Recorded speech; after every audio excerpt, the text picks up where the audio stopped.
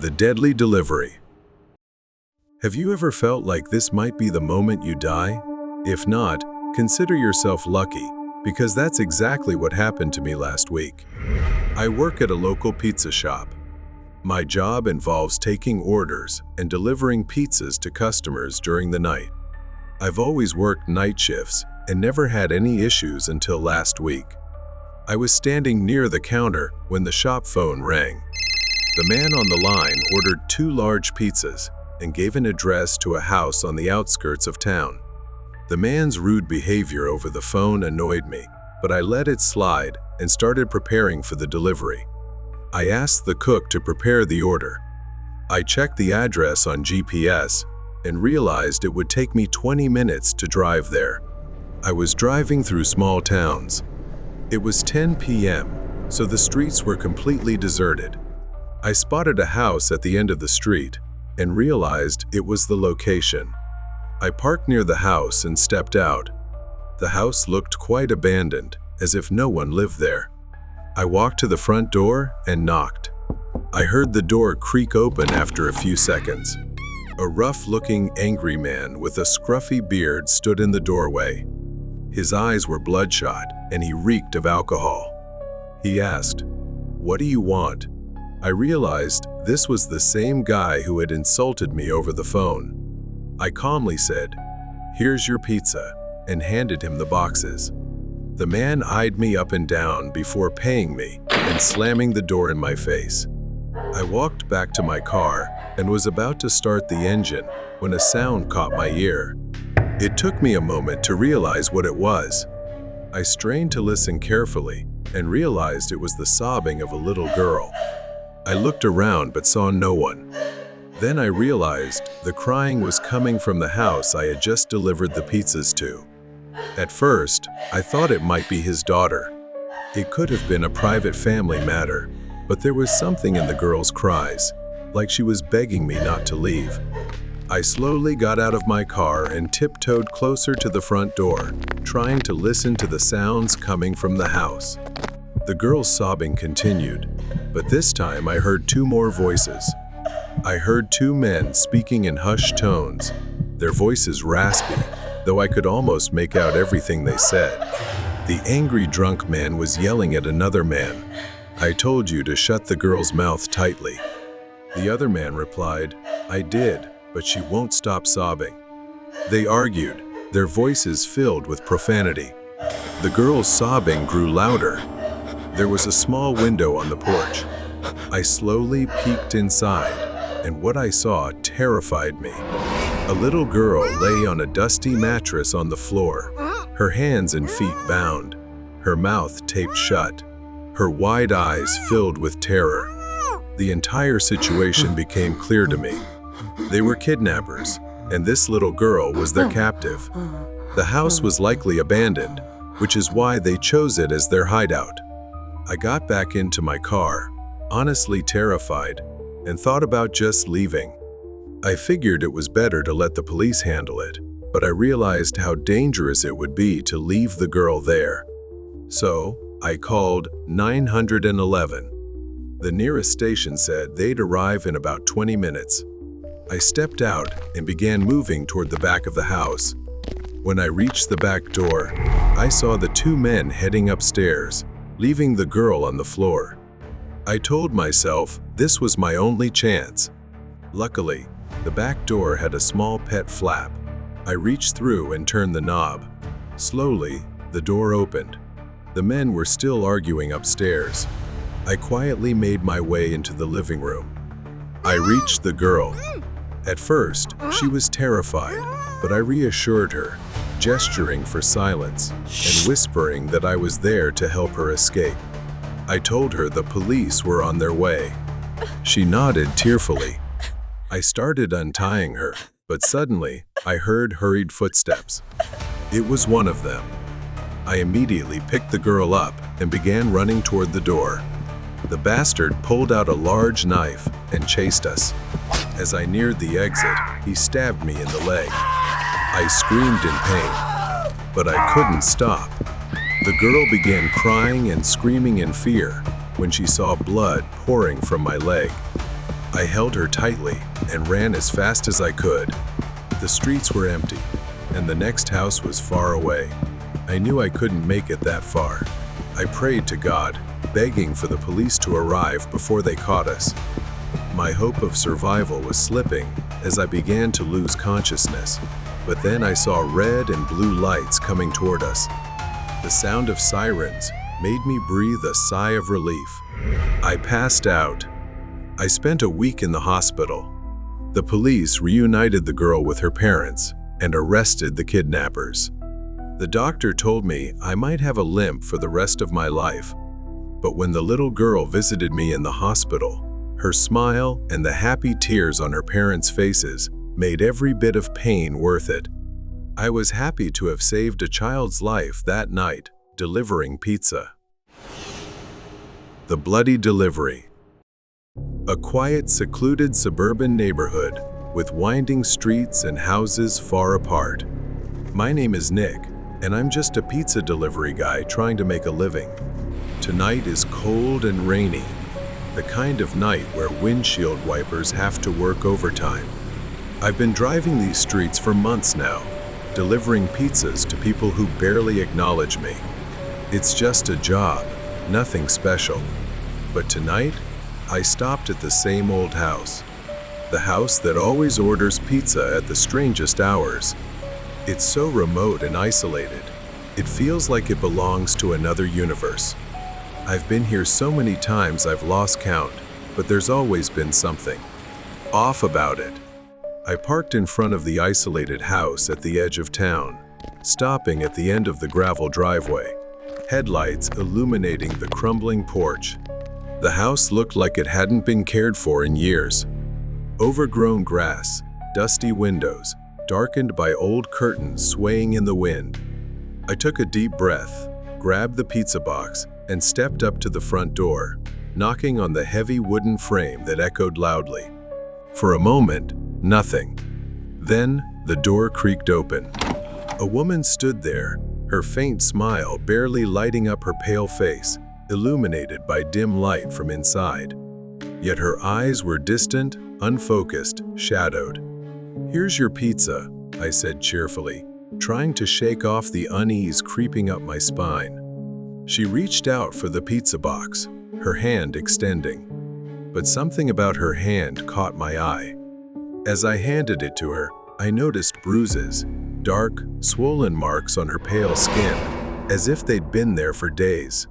I froze for a second, standing there, unsure if I should say something, but decided against it. I quickly withdrew my hand and forced a smile. "Thanks," she mumbled, almost robotic, before pulling the pizza box inside and shutting the door. I got back in my car and sat for a moment, thinking. The rain kept pouring, and the world outside felt heavy. I couldn't shake the image of her trembling hand as she took the pizza box from me. But I drove away, trying to push it out of my mind. It was just a strange coincidence, I told myself.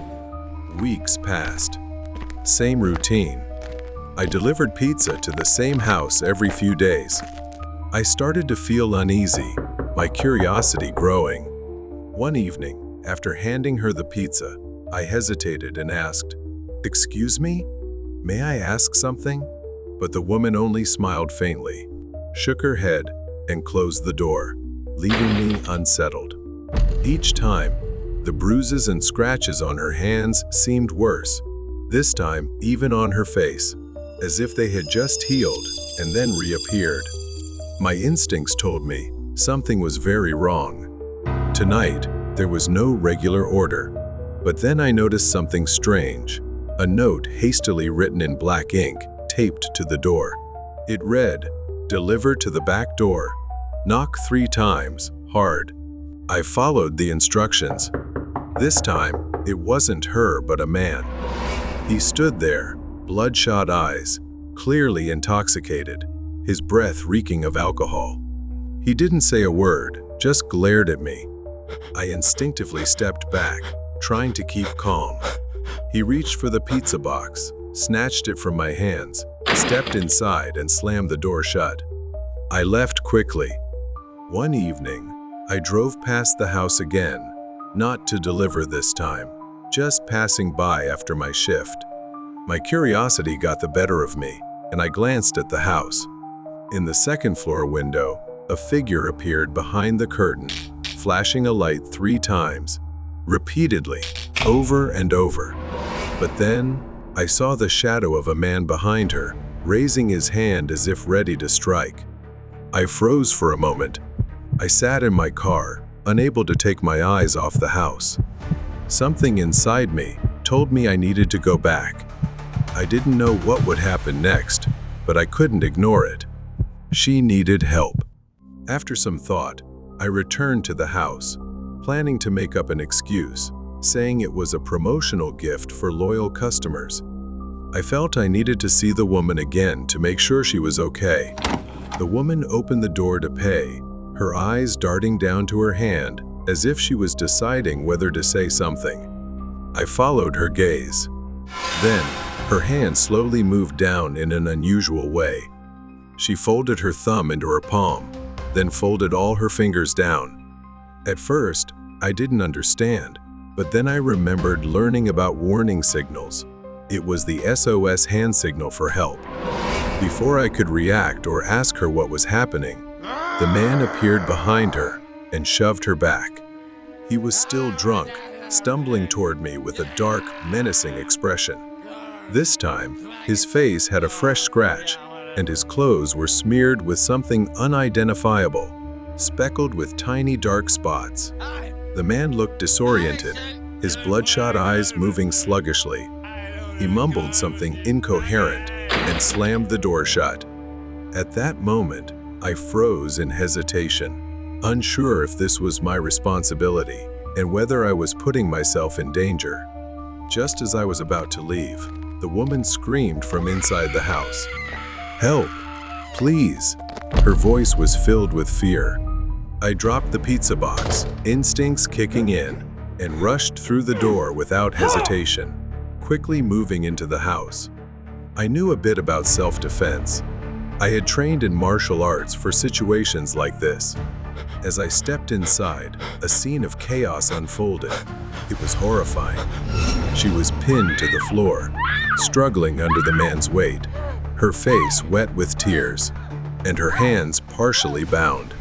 Before I could move, the man charged at me in a fit of rage. But I anticipated the attack, ducked low, and countered with a strong strike to his side, sending him crashing to the floor in pain. Seizing the moment, I pinned him to the floor and used the rope he was tying the woman with to restrain him temporarily, long enough to keep him away from her. He was arrested shortly after, and the truth behind that house came to light. Her name was Angela. The man was her ex-husband. The two had gone through a court-ordered divorce. After she refused to reconcile with him, he kidnapped and tortured her, planning to force her into submission. His recent behavior was the result of a psychotic episode. His obsession turned deadly when she tried to escape. After the incident, I decided to quit my job, unwilling to continue such a dangerous line of work. Angela is now living a happy life with her daughter and her new husband. Pizza orders at the end of the day. If you've ever worked the late shift at a delivery restaurant, then you're probably familiar with occasionally receiving a last-minute order just before closing. That day, a man placed an order for a pizza. After entering the location into the GPS, I realized that the address was far and remote. I tried to mention the inconvenience of delivering it because it was quite far, but the guy on the phone just ignored me. As I entered the address into the GPS on my phone, I realized how remote it was, and I started regretting not hanging up when I had the chance. As I drove, the winding, unfamiliar roads led me deeper into the countryside, past an old abandoned blockbuster. I recalled my mother's warning never to go beyond that place, but I never knew why. Memories of missing children and locked doors from years ago flooded back, leaving me uneasy. The dirt roads became increasingly difficult to navigate. Finally, I arrived at the location, a rundown, Abandoned house at the end of a muddy road. I felt a chill as I wondered if I had the right address, but the GPS confirmed that I had arrived. Leaving the pizza in the car, I approached the house to see if anyone was home. A note was taped to the door with instructions to deliver the pizza to a vehicle near the house. This struck me as odd. Why hadn't the customer mentioned this over the phone? And who asks for a pizza to be delivered to a vehicle? I was confused.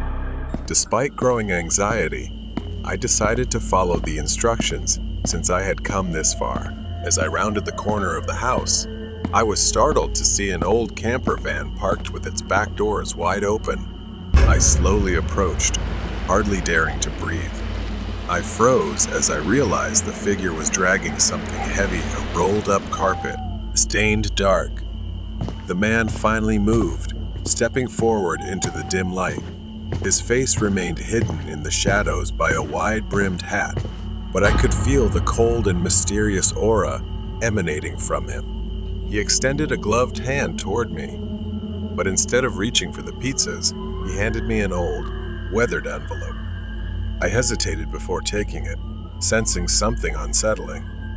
His voice was low and ominous as he told me to take the envelope to the house on the hill, a place I knew was infamous in local lore, said to be cursed. Before I could refuse, the man turned and walked back into the vehicle, disappearing into the darkness. I was left alone in the cold night, holding the envelope. I quickly turned and rushed back to my car, my heart pounding in my chest. I fumbled with the keys, desperate to start the engine and get away. I didn't dare open the envelope, fearing what might be inside. Instead, I threw it onto the passenger seat, started the engine, and drove off. As I drove, I kept glancing in the rearview mirror, praying no one was following me. Then suddenly, that vehicle began chasing me, with the faint sound of the radio echoing behind. In a moment of desperation, I decided to floor the gas pedal and head back to the old Blockbuster building, the only nearby place where I might find some cover. I pulled off the road and parked behind the building, killing the engine. I held my breath, praying I hadn't been seen. I waited until the music faded before I dared to breathe again. As I sat in the darkness, my phone finally died, plunging me into complete isolation. In the distance, I saw a figure. It was him, slowly approaching with that mysterious wide-brimmed hat. Panic began to overtake me. I fumbled to start the car, my hands trembling with fear. The engine roared to life just as the man reached the car, his hands slamming against the window. I slammed the gas pedal and sped away from there. I drove straight to the police station. When I arrived, I frantically explained what had happened, but the officers seemed skeptical. They told me that the house where I delivered the order had been abandoned for years, and that the area was known for strange occurrences. But I knew what I had seen. Several weeks later, as I tried to move on with my life, I received a package in the mail. There was no return address. Inside was the same old envelope, and this time there was something inside, a small handwritten note that simply read, "We will meet again." The darkness from the Myers house. I used to work for DoorDash a few years ago, wandering through the maze of New York City at midnight to earn a few extra bucks. Tonight was no different, but it turned out to be my last delivery, a job that haunted me long after I left.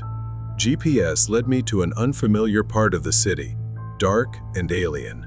My destination was an old, rundown fast food joint I'd never seen before. A man came out of the kitchen holding a package. It was red, like rotting meat, and I seriously doubted the hygiene and quality of their food. Handing me the package, the man said it was to be delivered to a place called the Myers house. The old man looked at me with hollow eyes and said to deliver it just before midnight, not to knock, just to leave it at the door. Confused, I asked if I should notify the customer. The man's face darkened. "You don't want to disturb Mrs. Myers. Trust me, It's for your own good and safety." His words lingered as I left. Something felt very wrong about this delivery, and I couldn't help but dwell on the strangeness of it all. In the drizzling rain, GPS led me down an abandoned road, miles away from any familiar part of the city. Soon, a shape emerged in the mist, the Myers house. The building loomed before me, old and decrepit, with boarded-up windows. I checked the address again. It matched. A dim light flickered on the porch, but there was no doorbell. I hesitated, then knocked on the heavy old door. The sound echoed in the silence, but there was no answer. I knocked again, harder, and the door creaked open just enough to reveal a face. A pale woman appeared in the gap. She whispered, "Didn't he tell you not to knock?" I stammered an apology, then made an excuse. It's so dark, and I didn't want to leave the food outside." She gave a strange smile, her bony fingers brushing against mine as she took the package. They were icy cold, the chill seeping into my bones. At that moment, a loud clap of thunder boomed outside, and rain began pouring down. I groaned at the thought of heading back out into the storm. She looked at me. "You can wait here. Perhaps a cup of tea while you warm yourself?" Exhausted and soaked, it being my last shift, I figured it wouldn't hurt. So, I stepped inside. I followed her inside, surprised by the stark contrast to the exterior. A large stone fireplace cast a warm glow across the luxurious living room. The woman introduced herself as Eleanor and offered me tea.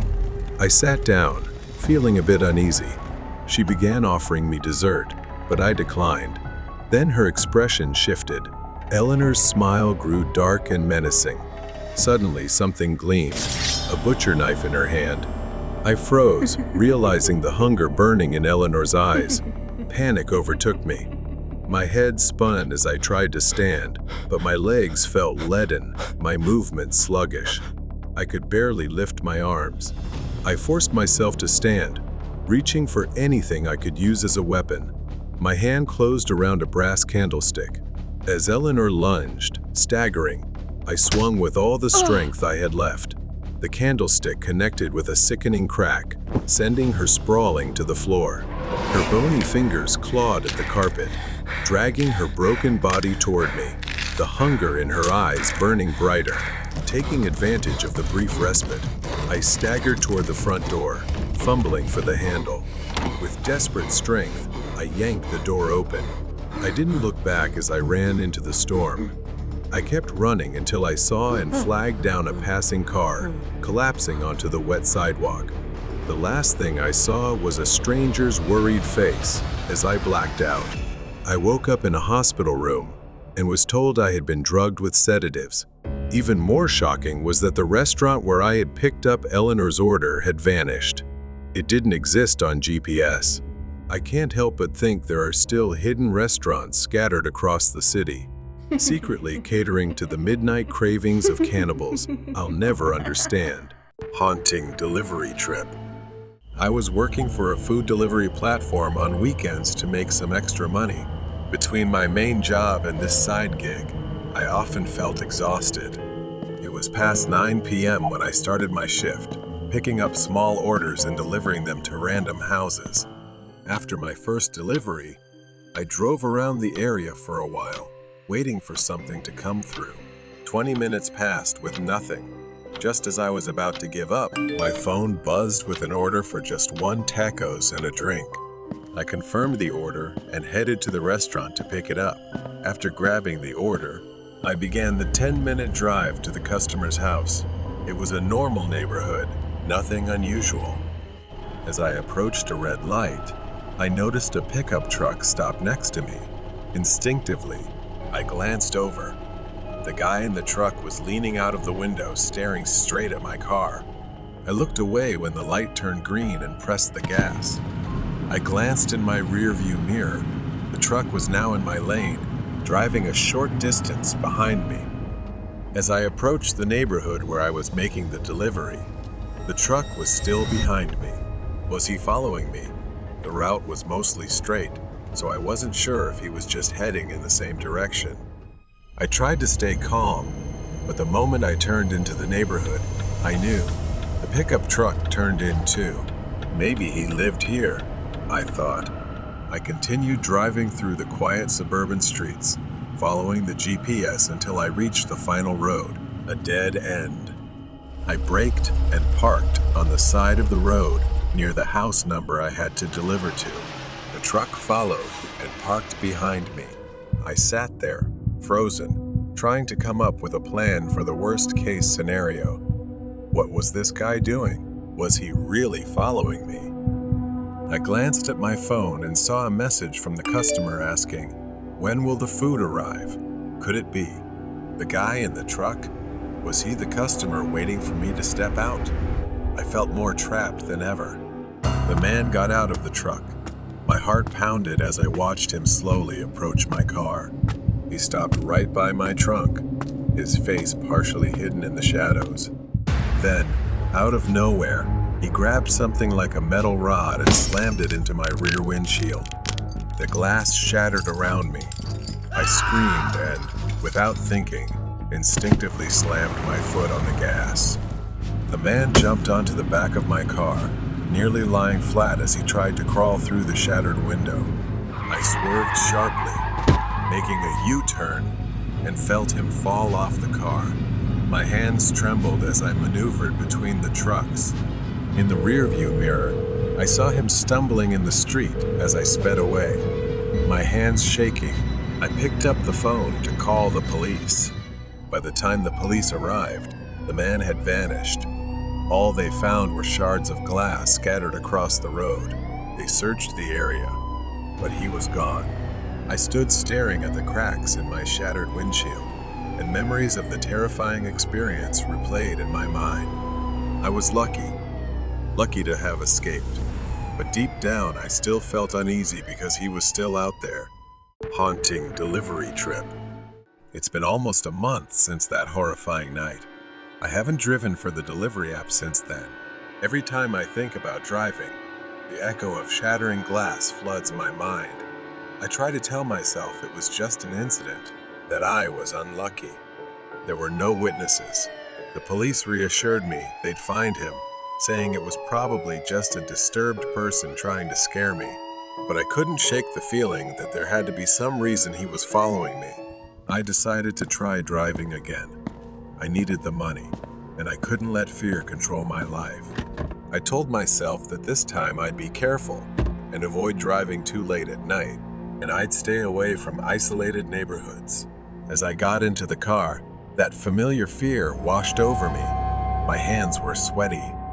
I tried to close my eyes, take a deep breath, and turn the key in the ignition.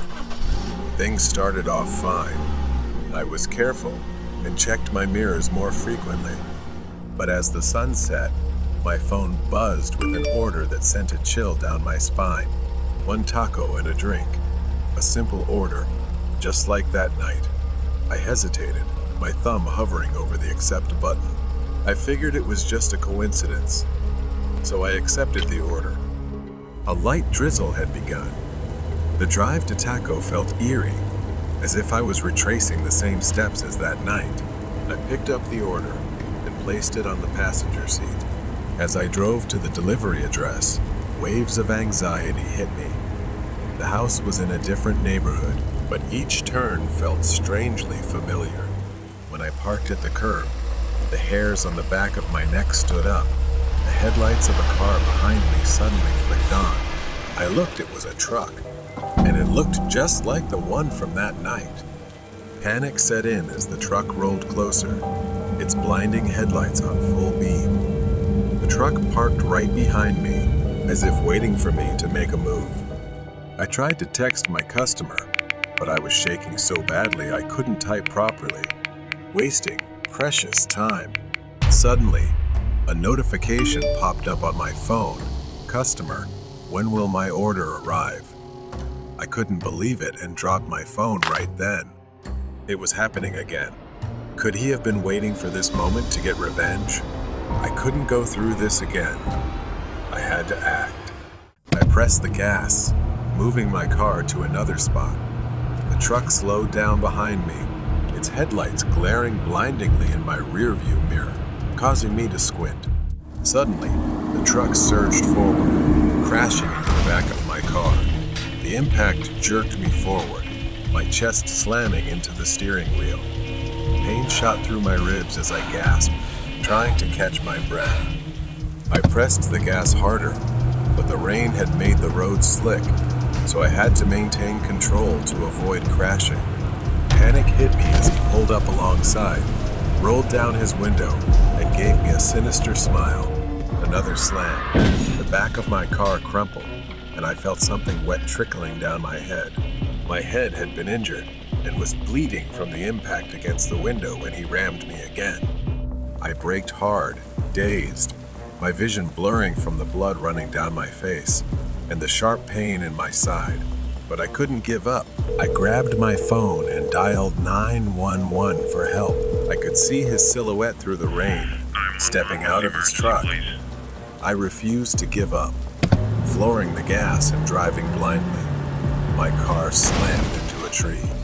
Desperate to survive, I fumbled for the door handle, trying to get out before he got too close. In the distance, I could hear him screaming angrily. I forced myself to run, sprinting toward the woods at the edge of the road. Suddenly, I tripped. My ankle twisted and sharp pain shot up my leg. I couldn't move.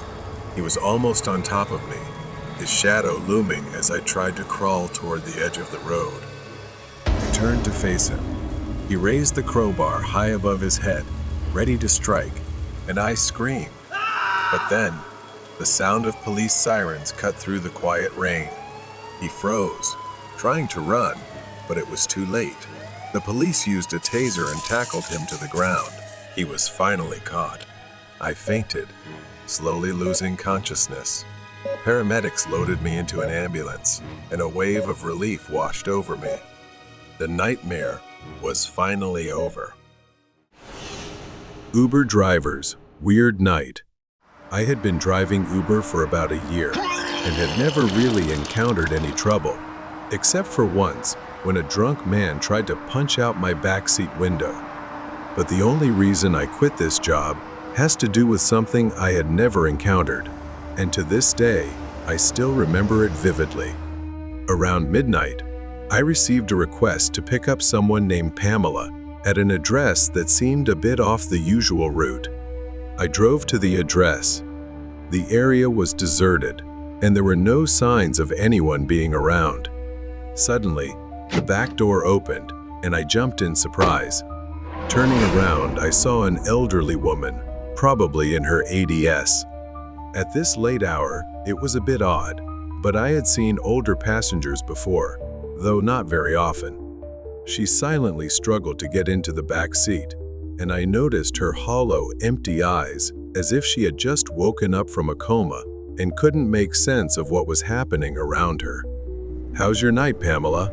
I asked cheerfully and friendly, but she didn't respond. A beep from my phone. A destination popped up. It was quite nearby, but I had never heard of it before, so I felt a little uneasy. I drove, trying to push that strange feeling out of my mind. The city blurred by in a haze, but then a voice, low and raspy, finally spoke. "Why aren't you taking me to that address?" she said to me.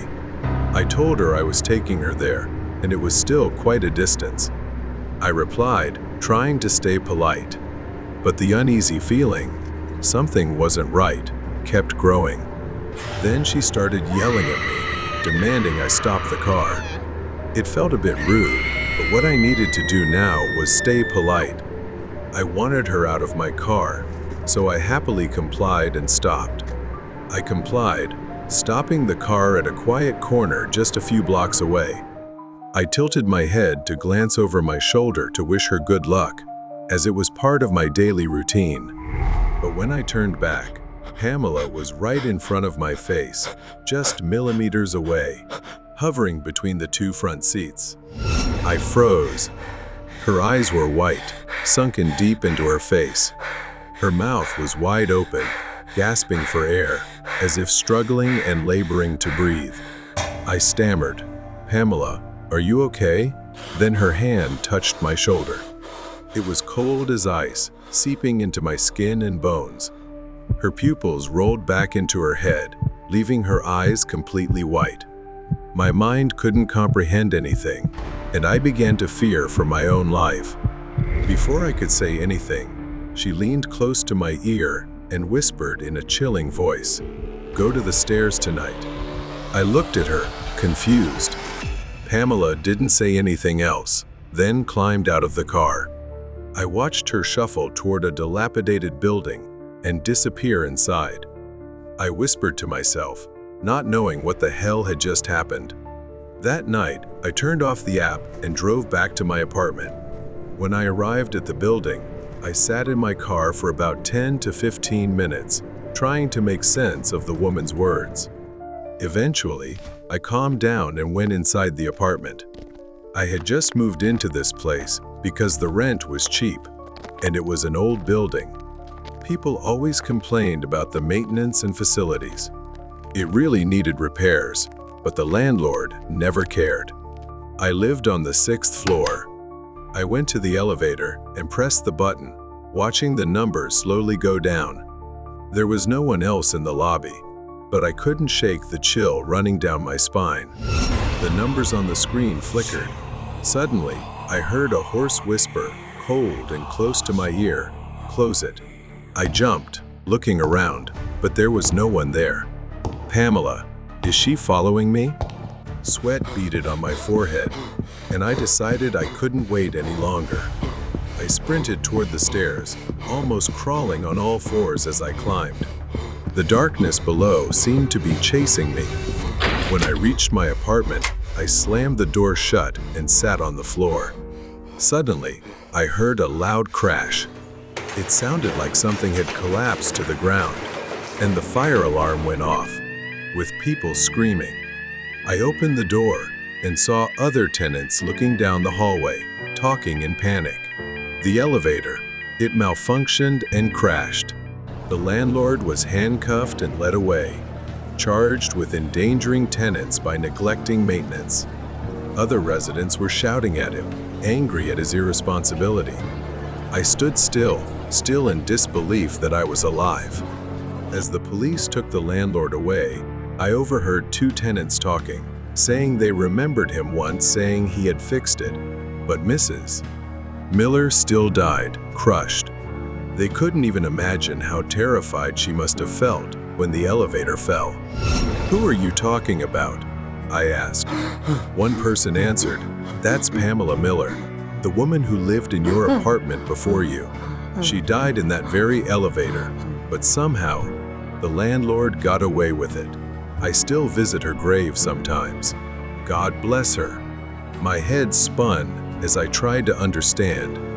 I had just driven a woman named Pamela. I realized that the woman I had met wasn't just a strange passenger. I had encountered something beyond my understanding. Maybe she was trying to warn me so I wouldn't meet the same tragic fate as hers. The murderer on Christmas night. Christmas is usually a time of peace and joy, but sometimes it's when the strangest and most terrifying things can happen. The story is about when I was a child. At that time, to be honest, Christmas wasn't my favorite holiday. Sure, the gifts, food, and Santa Claus were great, but somehow, all of that always felt empty to me. While everyone was gathered talking, I went to the dining room to play alone, and that's when everything started. At that time, I thought maybe I had watched too many horror movies, but I swear I saw someone through the window. A shadow passed by the window, just for a second. It was a person, but their face wasn't normal. The man wore a grotesque, demon-like mask. I froze in place. I moved closer to the window to see better, but there was nothing there. I thought maybe it was just my imagination. Then, suddenly, the man lunged forward with the mask, his mouth twisted into a wide, grotesque grin. He gently tapped on the window and pointed at the front door.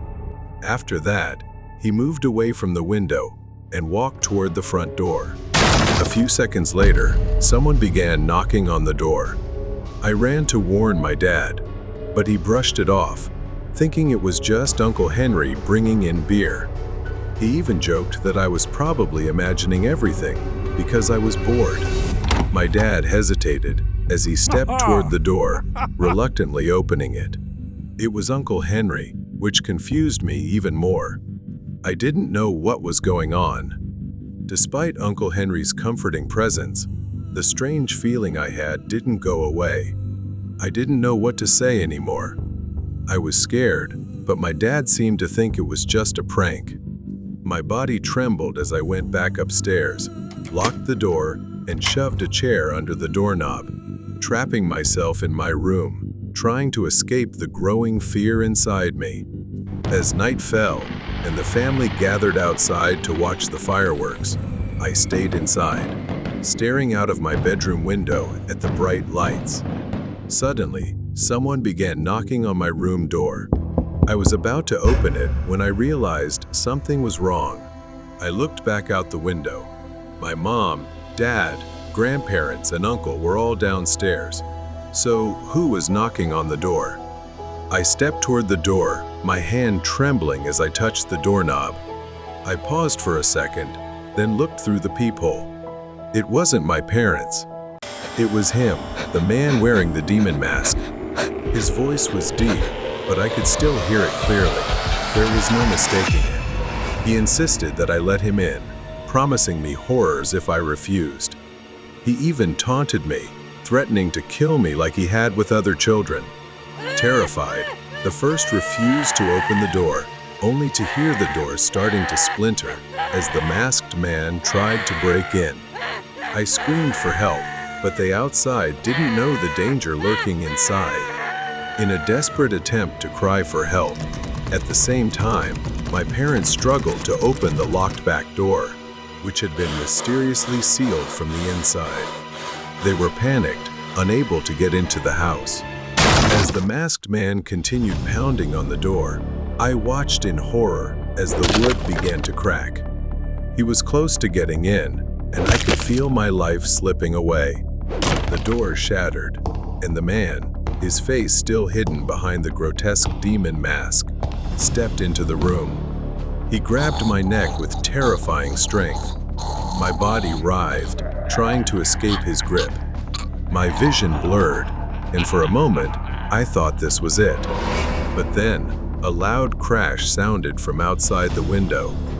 He looked up for a moment, distracted. My dad realized the severity of the situation, climbed the ladder to the window, and threw a rock through it. The glass shattered. Without hesitation, my dad climbed through the broken window and rushed into the room just in time to pull him away. He didn't stop there, though. He took a knife and lunged toward my dad. My dad tried to dodge the strike, but the blade grazed his shoulder painfully. Still, he pushed forward. As my dad desperately fought to subdue him, I grabbed a metal lamp from the bedside table and struck him on the head. He staggered back, dazed. Outside, the sound of sirens could finally be heard. We were saved at last. When they caught the man, he referred to himself as the Grinch. They said he was responsible for many child disappearances around my age, and some bodies had been found and buried in his backyard. Since that day, many months later, I still see a therapist because of that man. Every time I sleep, I dream about what would have happened if I hadn't locked my door.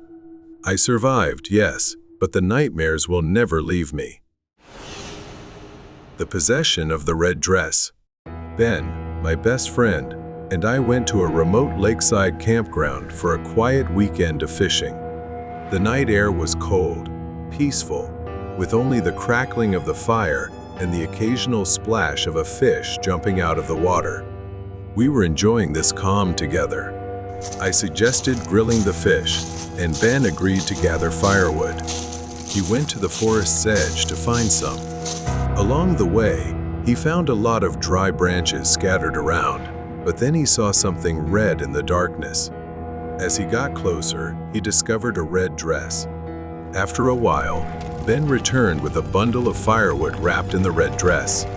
He intended to use it to start the fire, but I didn't pay much attention or think twice about using it as kindling. Not long after, we chatted while waiting for the fish to cook, but after a few seconds, Ben's face suddenly changed. When he stopped speaking, he made a strange noise from his throat.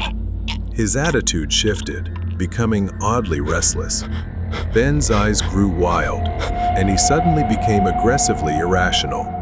He grabbed the fish from the fire and started devouring it, even though it was still raw, as if he found it irresistibly delicious.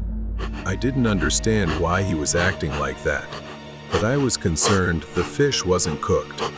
I decided to stop Ben from eating it all, fearing it might make him sick. Ben suddenly went berserk, yelling at me to give him the fish.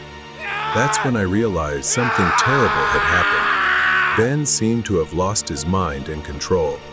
Panicking, I had to restrain my friend. Eventually, I managed to calm Ben down, and he fell asleep. I was about to leave, planning to take him to the hospital to make sure he was okay. Since the situation seemed to have passed, I decided to take Ben home. It looked like it might rain, so we quickly left. It started pouring heavily. As I drove back, I couldn't shake the feeling that something dark had been awakened by the red dress. Ben went home to his wife, but things got worse. That night, Ben started sleepwalking, something he had never done before. In the late hours, his wife was awakened by a strange noise. She saw him rummaging through the closet. He kept saying, "Wait for me," throwing clothes around, not responding to his wife, until he found his wife's red dress in the closet. Ben pulled it out and stared at it for a moment, then decided to put it on and went to bed, as if nothing had happened. His wife assumed he was just sleepwalking, so she said nothing. Ben's wife noticed that things were becoming increasingly strange since Ben went fishing with me, so she came to me for help. I returned to the lake, hoping to uncover or find something. I built a large fire to keep wild animals away from the old campsite. I returned to the old campsite. I was shocked to see that the dress was torn and scorched, yet still strangely intact, as if it had been deliberately left there. I realized the rain must have put out the fire that day. I walked through the forest to the places near where we had fished. Then my gaze was drawn to a rope tied to a tree branch, as if marking something. I approached and stumbled upon a corner of a notebook lying on the ground near the base of a tree, as though someone had buried it there.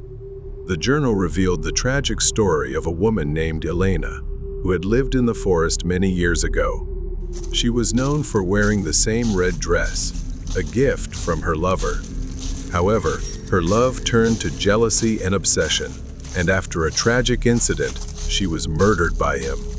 Elena's spirit, bound to the red dress, sought to take the souls of others to keep her company in the afterlife.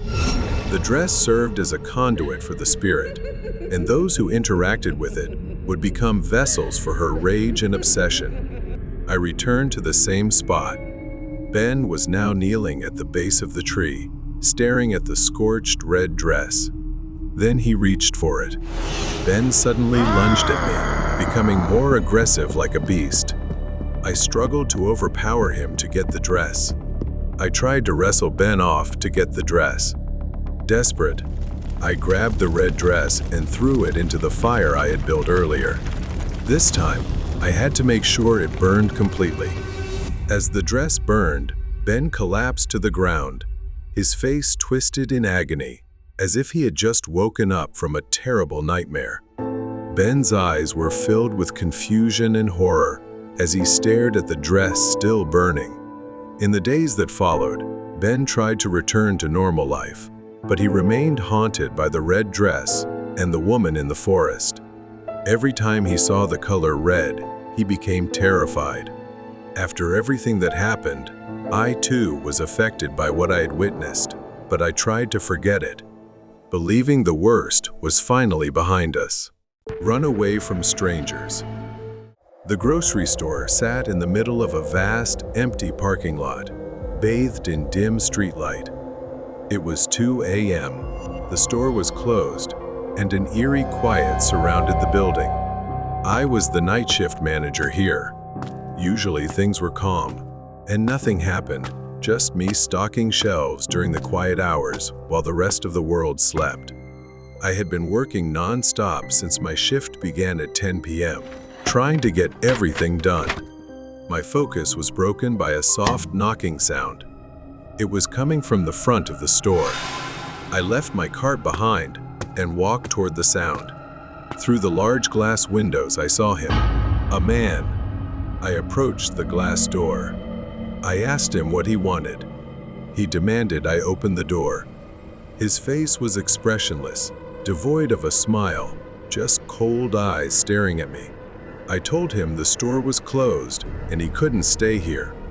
As I turned to leave, a loud bang made me whip around. The man's fists pounded the glass, over and over, each hit louder and angrier than the last. This guy wasn't just some harmless drifter. I pulled out my phone, threatening to call the police. Only then did he step back, his eyes still locked on me, full of rage. He slowly walked into the darkness of the parking lot. The tension in me eased slightly. He was gone. I put my phone away and tried to refocus on my work. 15 minutes passed. The knocking, the pounding, the man, all faded from my mind as I got lost in stocking the shelves. But then I heard metal breaking, like something being torn apart. I abandoned my cart and ran toward the front, fear swelling in my chest. My heart sank as I saw the glass door slightly ajar. The latch, the only thing keeping the door secure, was gone. Fear engulfed me as I realized what this meant. I needed to get to the office and call the police immediately. I turned to run toward the office, but I froze in place. Standing not far from me, blocking my path, was that man. His expression hadn't changed. It was still the same cold, deadly, furious stare. I didn't think. I just ran. I dashed through the door, with the man right behind me. Suddenly, an old, battered van screeched into view, speeding toward the front of the store. It swerved recklessly, nearly hitting me as it came to a stop, my heart pounding in my chest. I moved forward, running past the van, but then everything turned upside down. A sudden, sharp pain erupted in the back of my head. My body stumbled forward as I collapsed onto the ground. I didn't even have time to process what had happened before everything began to blur. I felt hands grabbing me, roughly lifting me off the cold asphalt.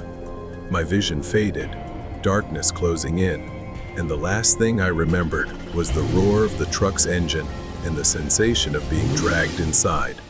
I woke up to a pounding headache, my wrists tied tightly behind my back. The truck jolted and swayed as it sped down an unfamiliar road. My mind was foggy, disoriented. For a moment, I had no idea where I was. I began piecing it together. The man, the truck. I had been kidnapped. I knew I needed to act quickly. I glanced around. Inside was pitch dark, but then I saw it. A pile of old tools, a rusty toolbox, and a few scattered pieces of metal on the floor. I twisted my wrists, testing the ropes. They were tight, but I could feel a slight give, just enough to give me hope. I heard the guy muttering to himself up front. This wasn't over. I took a deep breath, calming the rising panic within me. I needed to think, and I needed to get out. I edged closer to the toolbox, my fingers searching for anything sharp. It was tricky, but I managed to find a small piece of metal. I awkwardly twisted my hands, scraping the metal against the ropes. Every bump in the road threatened to give me away, as the pain nearly made me cry out. Suddenly, I felt the ropes loosen. A few more scrapes, and they snapped. My wrists were free, but I couldn't move too quickly. I glanced at the front seat, where I could see the back of the driver's head. He hadn't realized I was awake. I noticed the door lock was undone. I needed a plan. The truck slowed as it turned sharply onto a dirt road. The moment I had been waiting for. Taking a deep breath, I pulled the back door open and leaped into the night. I hit the ground hard, pain radiating through my body as I rolled across dirt and gravel. For a moment, I thought I couldn't move, but adrenaline surged within me. I staggered to my feet, running into the thick darkness of the surrounding trees. Behind me, the old van came to a halt. I heard the man shouting, his footsteps pounding as he chased after me, but I didn't look back. I just kept running, my heart racing in my chest. Branches scratched at my skin as I pushed through the thick underbrush. My mind blurred between fear and survival. I could hear the man's voice. I couldn't let him catch me again. Ahead, I spotted a clearing and saw the faint glow of lights through the trees. A road. If I could reach it fast enough, I'd be safe. I burst out of the woods and onto the road, frantically waving my arms as a car approached. The headlights blinded me, but I didn't care. I needed help. I ran into the middle of the road, screaming for them to stop. The car screeched to a halt, and I collapsed onto the road. The driver jumped out, shouting something, but I was too exhausted to respond. All I could do was whisper hoarsely, "Help." The driver took out his phone and called the police. In that haze, I could still see his shadowy figure standing at the edge of the forest, as if he were looking at me with eyes full of anger. But he didn't come any closer. Perhaps he knew that everything was over. I was taken to the hospital after everything that had happened. I was told the man had been apprehended not far away. He had been arrested. The police assured me he would be locked up, that he wouldn't hurt anyone again. Even though I was safe, the thought lingered in my mind. What if I hadn't escaped? What if I hadn't been fast enough? The fear remained, clinging to the edges of my mind, but I knew I had survived. I had been lucky to make it through that night shift alive. The Stalker. I worked as a cashier at a home improvement store, and my coworker, Nicole, quickly became my best friend. She was very sweet, a bit shy, and unfortunately, she was often hit on by customers. Most of the time, it was just harmless flirting or a dinner invitation that she politely declined. But one day, something different happened. Nicole told me about a man who had asked her out. She had declined, as usual, saying that she had a boyfriend. The man seemed irritated but left without causing any trouble. Later that day, he came back. Nicole was helping a customer, so I was alone at the counter when he approached me. He looked quite handsome, but there was something about him that made me feel uncomfortable. He spoke in a deep voice and said he was there to see Nicole. I asked how he knew her, and he lied, saying she had agreed to go out with him and that he was there to pick her up. I knew that wasn't true, so I told him she had already left, hoping he would go away. Instead, his expression darkened, and he crossed his arms, asking why he couldn't see her. Thinking quickly, I blurted out, "She's my fiancée." It was a lie, but it was the only thing I could think of to make him back off. His eyes narrowed, and he looked me up and down with disdain. "Someone like her with someone like you?" He scoffed at me. I held my ground, repeating that she wasn't available. He stared at me for a long moment before turning and leaving. I told Nicole what happened when she came back, and she felt creeped out but also found the fiancé excuse quite amusing. We laughed about it, thinking it was over. But 2 weeks later, the man returned, this time after dark. Nicole and I were closing up when we heard a loud bang on the glass door. We both jumped, and there he was, pressing his face against the glass, his eyes wild. "We're closed," I told him, but he didn't move. Nicole shouted at him to go away, but he just stared at us, his breath fogging up the glass. He pointed at me, his eyes full of rage. He yelled, "I'm not here for her. I'm here for you. If I take out her husband, she'll be mine." My heart pounded as I realized he intended to kill me. I told Nicole to run to the manager's office and call the police. 911, what's the emergency, please? As she ran off, the man started ramming the doors, trying to break them down. I was terrified, but I knew I had to keep him outside. I grabbed a 2x4 from behind the counter, ready to defend myself if he got in. The glass doors shook violently, and I was sure they were about to give way. But then Nicole came running back, swinging another piece of wood and yelling that the police were on their way. The man finally stopped, glaring at me one last time before turning and disappearing into the night. The police arrived, but by then, he was long gone. We showed them the security footage, and they promised to keep an eye out for him. A few days later, we heard he had been arrested in a nearby town for stalking another woman. Nicole and I were both shaken by the experience. We quit our jobs shortly after and found safer work. We still talk about that night sometimes, grateful that we had each other's backs. But the memory of his twisted expression and the sound of him trying to break in still haunts me.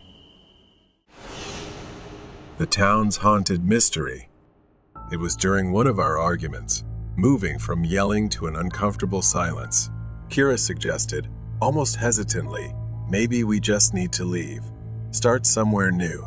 She stared at the wall, her voice trembling. I thought differently. I didn't believe a change of scenery would solve anything, but despair hung thick in the air between us. We'd gone through endless nonsense for months, arguing over small things like dishes left in the sink or unwashed clothes, which then escalated into intense fights. Our little daughter, Lily, would stand in the corner, clutching her toy, her eyes sad as if she understood more than we realized. The arguments became unbearable, and I felt as though our family was crumbling day by day. The drive to our new town was filled with silence. The sun began to set, casting an orange glow on the horizon as we traded one skyline for endless fields. I cracked the window, breathing in fresh air, feeling a weight lift off my chest. Kira smiled at me, a faint glimmer of hope in her eyes. Eventually, we drove up to our new house. It was a small, cozy old building nestled among others on the street. As we unpacked, I felt a flicker of hope. It was the first time I saw her. Margaret, an elderly woman in a sweater and long skirt, stood on the sidewalk. She waved as she saw us, holding a plate of cookies to welcome us to the neighborhood. As we exchanged pleasantries, I noticed a girl standing behind Margaret, around Lily's age but with a troubling paleness. Then she complimented my daughter. I replied, trying to smile politely, but something about Margaret felt strange. Her enthusiasm was odd. Suddenly, she turned serious, mentioning a certain well. She began to tell me about a wishing well in town, urging me to bring Lily there, assuring me she would love it. A wishing well. I found it rather strange, like a local legend from where I lived. She said it would bring luck to anyone who made a wish and tossed in a coin, a tradition spanning generations. The conversation made me uncomfortable. Kira shrugged, but I felt a chill as I watched Margaret leave, the girl following her like a shadow. In the days that followed, the town felt like a breath of fresh air.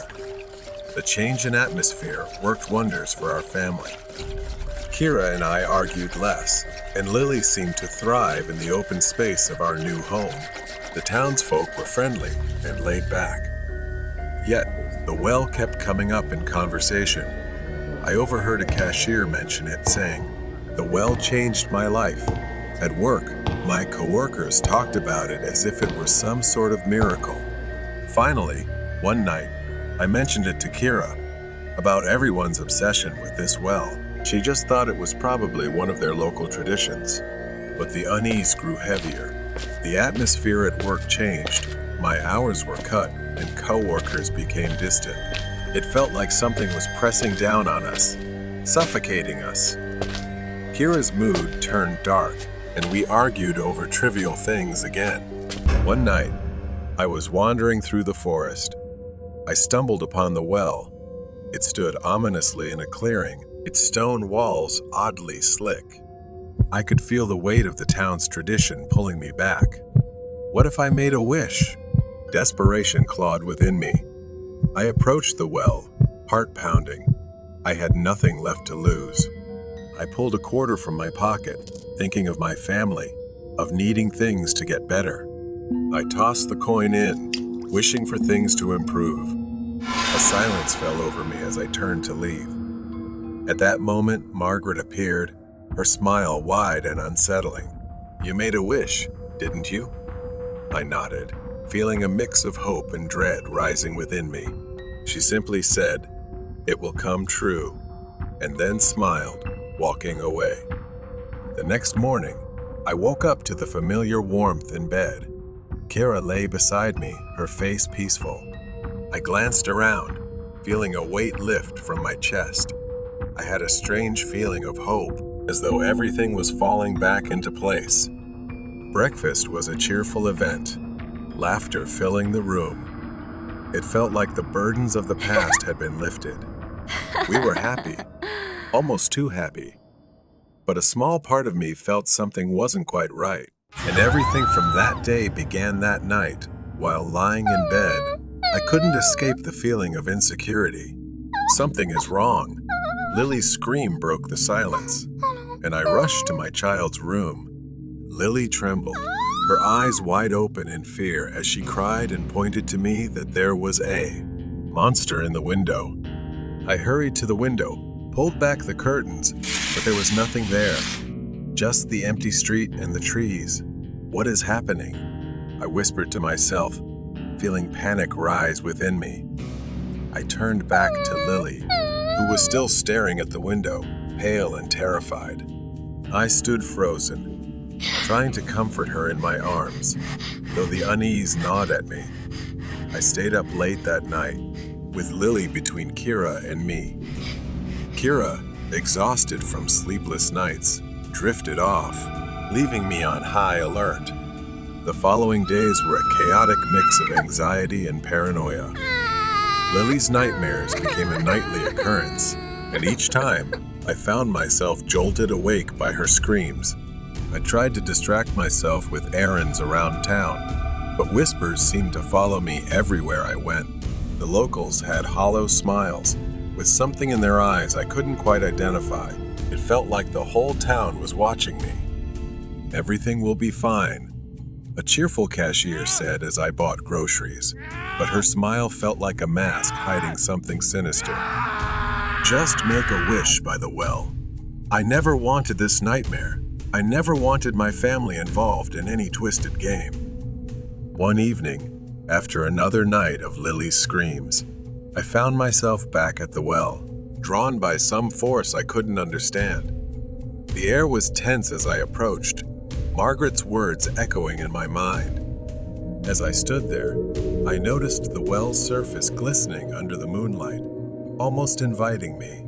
I leaned over the edge, peering into the darkness. The chill of the night air made me shiver. Suddenly, I heard footsteps behind me. I turned quickly, my heart pounding. No one was there, but the feeling of being watched washed over me once again. I felt a presence lurking in the darkness, and panic took over. I ran home, my breaths coming fast and shallow. I rushed inside, slamming the door behind me. Kira was sitting on the couch, staring blankly at the TV. I quickly ran to Lily's room to check on her and saw she was fast asleep. But when I looked closer, I noticed a thin layer of sweat on her forehead. Something wasn't right. I went back to Kira, pacing the floor, my mind spinning. We need to do something. This can't keep happening. Kira's gaze was distant, lost in thought. She said to me, "Maybe we should leave. We could pack up and go somewhere else." "No," I snapped stubbornly, feeling the weight of despair. "We can't keep running. We need to find a way to fix this." That night, I decided to confront Margaret. I needed to know the truth. With my heart racing, I left the house and headed to hers. As I approached, the atmosphere changed. I knocked on the door, fear rising within me. She greeted me with a smile that seemed friendly, but it didn't feel genuine at all. I desperately told her I needed to know what was happening. Her expression turned serious, her eyes narrowing. "You know, wishes come with consequences," she said softly. Leaning closer, "You wished for things to be better, but what if there's a cost?" I felt myself unraveling as she kept talking about what I had lost. She tilted her head, that predatory smile returning. "It's not always clear. Sometimes you get what you wish for by sacrificing something else, something precious." I stumbled back, wondering if I had traded my daughter's happiness for a hollow life. When I returned home, I found Lily in her room, but she wasn't the girl I once knew. Laughter seemed to have been replaced by an eerie silence. She looked at me with hollow eyes, like an empty shell. Regret weighed heavily on me. I had wanted to fix everything, but I had only made it worse, foolishly believing in something dark and twisted. I returned to the well, desperate to undo my wish. I knelt by the edge, staring into the darkness. I want my daughter back. I didn't want this to happen, but the well remained silent. Days passed, and our home became like a prison as Lily worsened, her strange behaviors leaving me helpless and heartbroken, unsure of what to do. Every time I went outside, those around me kept smiling, but their eyes hid a secret, a dark truth I could never grasp. They too had made their wishes, and I was just another pawn in their game. In the end, I made a decision. I would play the game, just like Margaret had. I would find another family and make them wish, too, to replace my daughter. As I walked through the town, I spotted a family moving in down the street, a young couple with a little girl who looked just like Lily. I approached them, a smile spreading across my face. "Welcome to the neighborhood," I said, hiding the darkness within. And no, with a new cast in the pipeline. Maybe the darkness had clouded my vision and taken over. I didn't know when this would end or if there was any escape.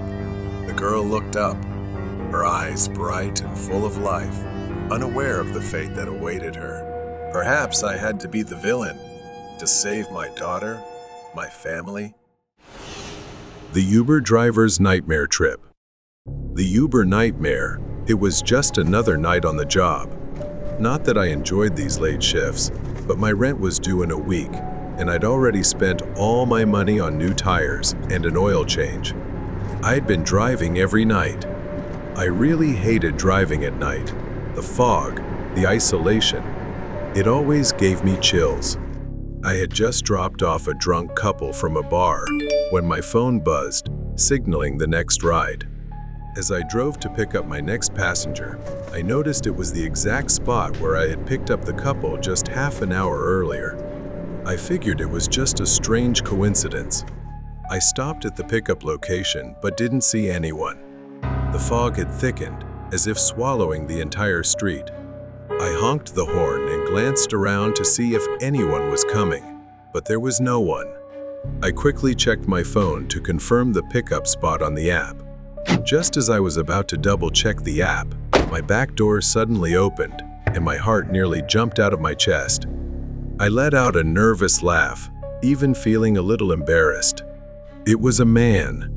He didn't say a word as he got in and sat down, clutching a brown paper bag tightly. There was something unsettling about the way he held that bag. After a moment, he told me he knew the couple I had just dropped off. Then, he asked me to take him to the same location where I'd dropped them off earlier. I keyed in the address and started driving.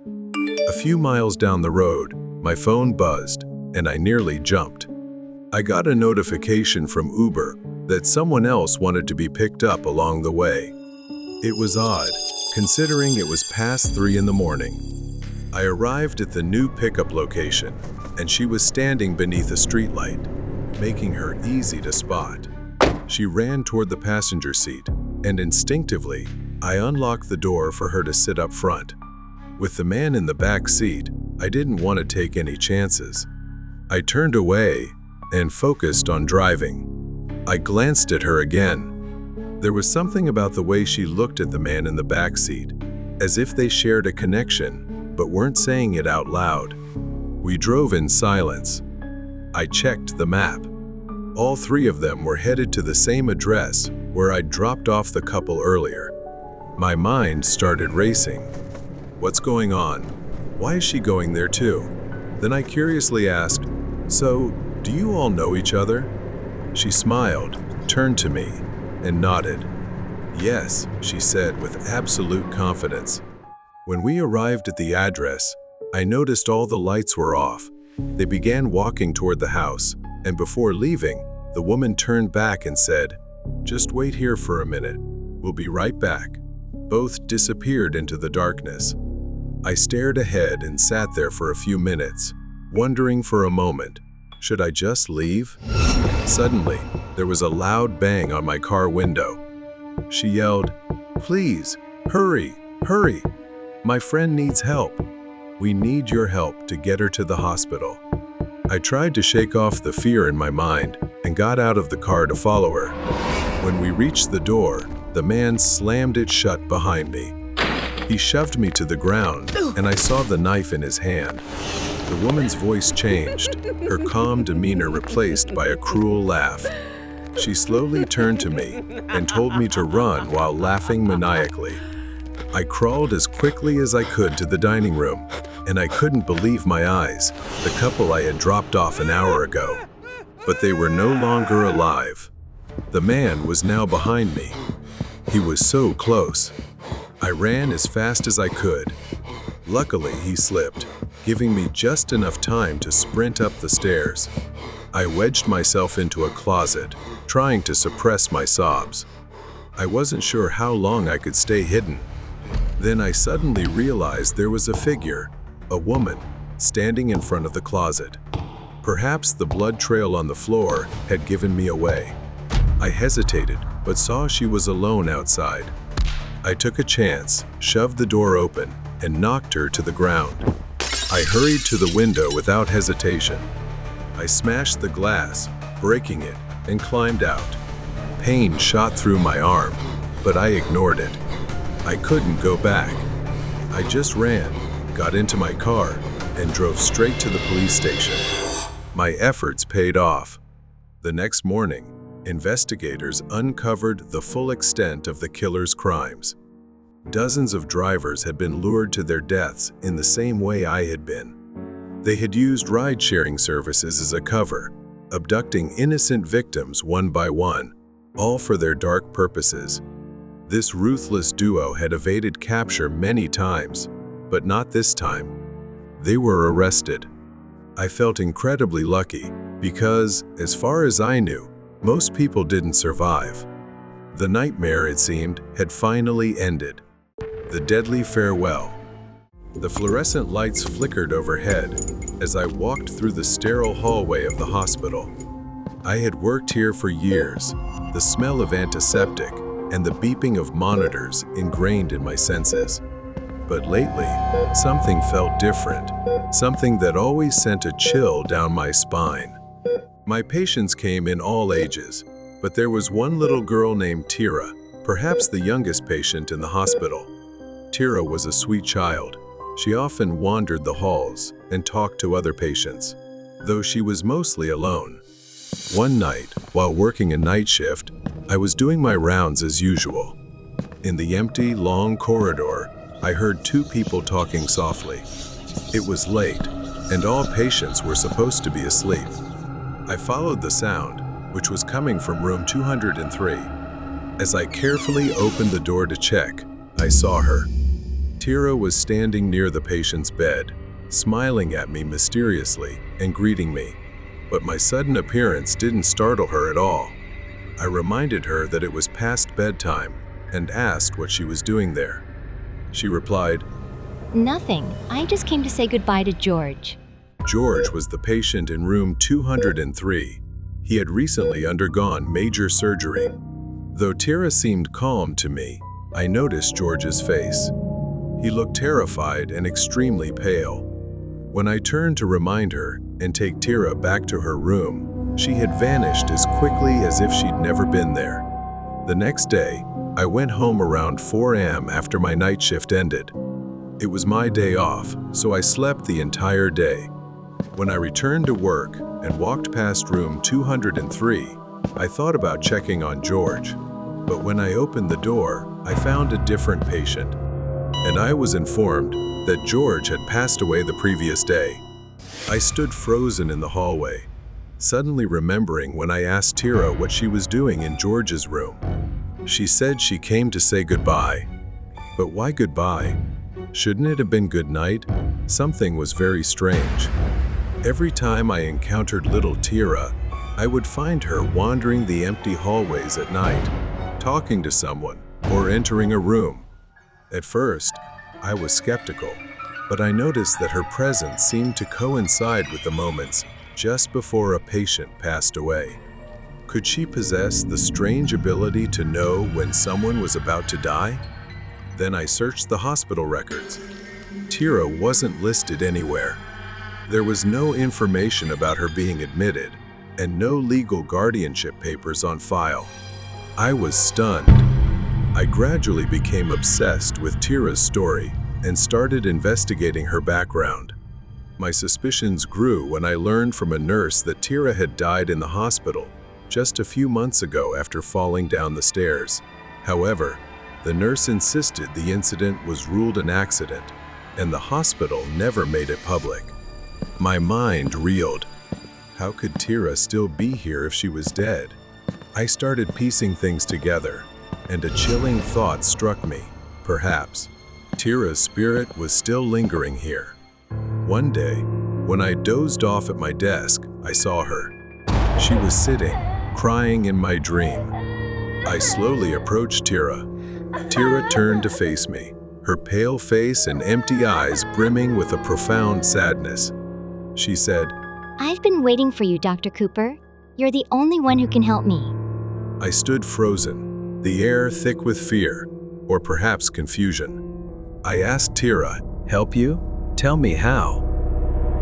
Tira's ghost stepped closer, her small hand reaching toward me.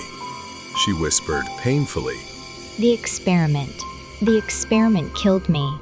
I jolted awake at my desk, drenched in sweat from what I had seen. It was too real, like a cry for help. I knew I needed to act. I dug through old records, my hands trembling. I found it, just a copy, a part of a plan I'd never seen before. It all seemed to point to a dark secret. The deeper I delved into Tira's past, the more I realized her death was no accident. In reality, it was the result of an illegal medical experiment involving an unapproved drug to test the limits of human pain endurance and survival. Tira was selected as a test subject due to the influence of her adoptive father, a man working at the hospital as part of an underground network of unethical experiments. The drug used on Tira was untested and had horrifying side effects. Tira's death was the culmination of a cover-up to protect the hospital's reputation. One night, while working the night shift at the hospital, I heard strange noises, like a child crying, coming from the abandoned wing of the hospital. The sounds led me down a hallway that hadn't been used in years. My heart pounded as I pushed open a door, revealing a forgotten room. Tira stood there, her figure faint in the dim light, her eyes filled with sadness and pain. She told me that she couldn't leave, and that she had been trapped in the hospital ever since her death. Her spirit was tethered to the hospital, bound to the hallways, unable to move on until the truth about her death was revealed. Tira had guided other souls to the afterlife, but she herself was trapped here. When I made my final efforts to reveal the truth, the hospital management and the girl's adoptive father tried to discredit me, even going to great lengths to silence me by threatening my career. The hallways were empty, the hospital eerily silent. I walked through them, knowing they were trying to stop me. But I didn't falter, and I was determined to report everything to the authorities, ensuring that those responsible would be held accountable. As the authorities investigated, I stood in a patient's room, moonlight streaming through the window. I saw the silhouette of a little girl standing behind me. It was Tira, appearing now in a more peaceful form. She smiled, her eyes filled with gratitude. She thanked me, her voice gentle, as her figure began to fade away. Tira's departure finally brought clarity. The hospital faced public outrage, and the administration was forced to shut down. Her adoptive father was arrested for his involvement in the illegal experiments, and justice was served. Although Tira's ghost was gone, the darkness of the hospital remained, reminding me that the line between life and death, between justice and illegality, is often much thinner than we imagine. The Ghostly Tome. An old library stood at the edge of town, a structure with stone walls darkened by centuries of weather. Ivy covered the walls, and narrow arched windows allowed only the faintest. This was where Clara worked as the head librarian, a job she had cherished for over a decade. She always found solace in the silence, the smell of old books. But something had changed. Clara arrived early and approached the heavy wooden door. As she unlocked it, a shiver came over her, a feeling she had been experiencing more often lately. She took it as the cold of the morning and went inside. The library was still and silent, as usual at this hour. Clara moved through the familiar aisles, her footsteps echoing softly. She followed her routine, checking book returns and organizing new arrivals. The building's silence was comforting, yet today it felt oppressive, almost watchful. She made her way to the basement, where the rare and old books were stored. It was her favorite part of the library, but for some reason, they were often not taken out for reading. The basement was the coldest part of the library, and as Clara descended the creaky wooden stairs, she felt a growing sense of unease. The basement was dimly lit, the only light coming from a few flickering bulbs hanging from the ceiling.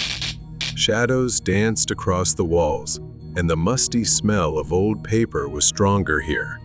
She was searching for a book that a researcher had requested from her library. As she searched, she heard a faint rustling sound behind her. She quickly turned around, but saw nothing. She told herself it was just a rat. Clara continued her search. Finally, she found the book she was looking for, an old leather-bound tome with faded gold lettering. As she pulled it from the shelf, she felt a sudden, icy breeze brush past her. The lights flickered, and she heard the rustling again, louder this time, as if something was moving through the stacks. Clara's hands trembled as she clutched the book to her chest. She decided it was time to leave the basement.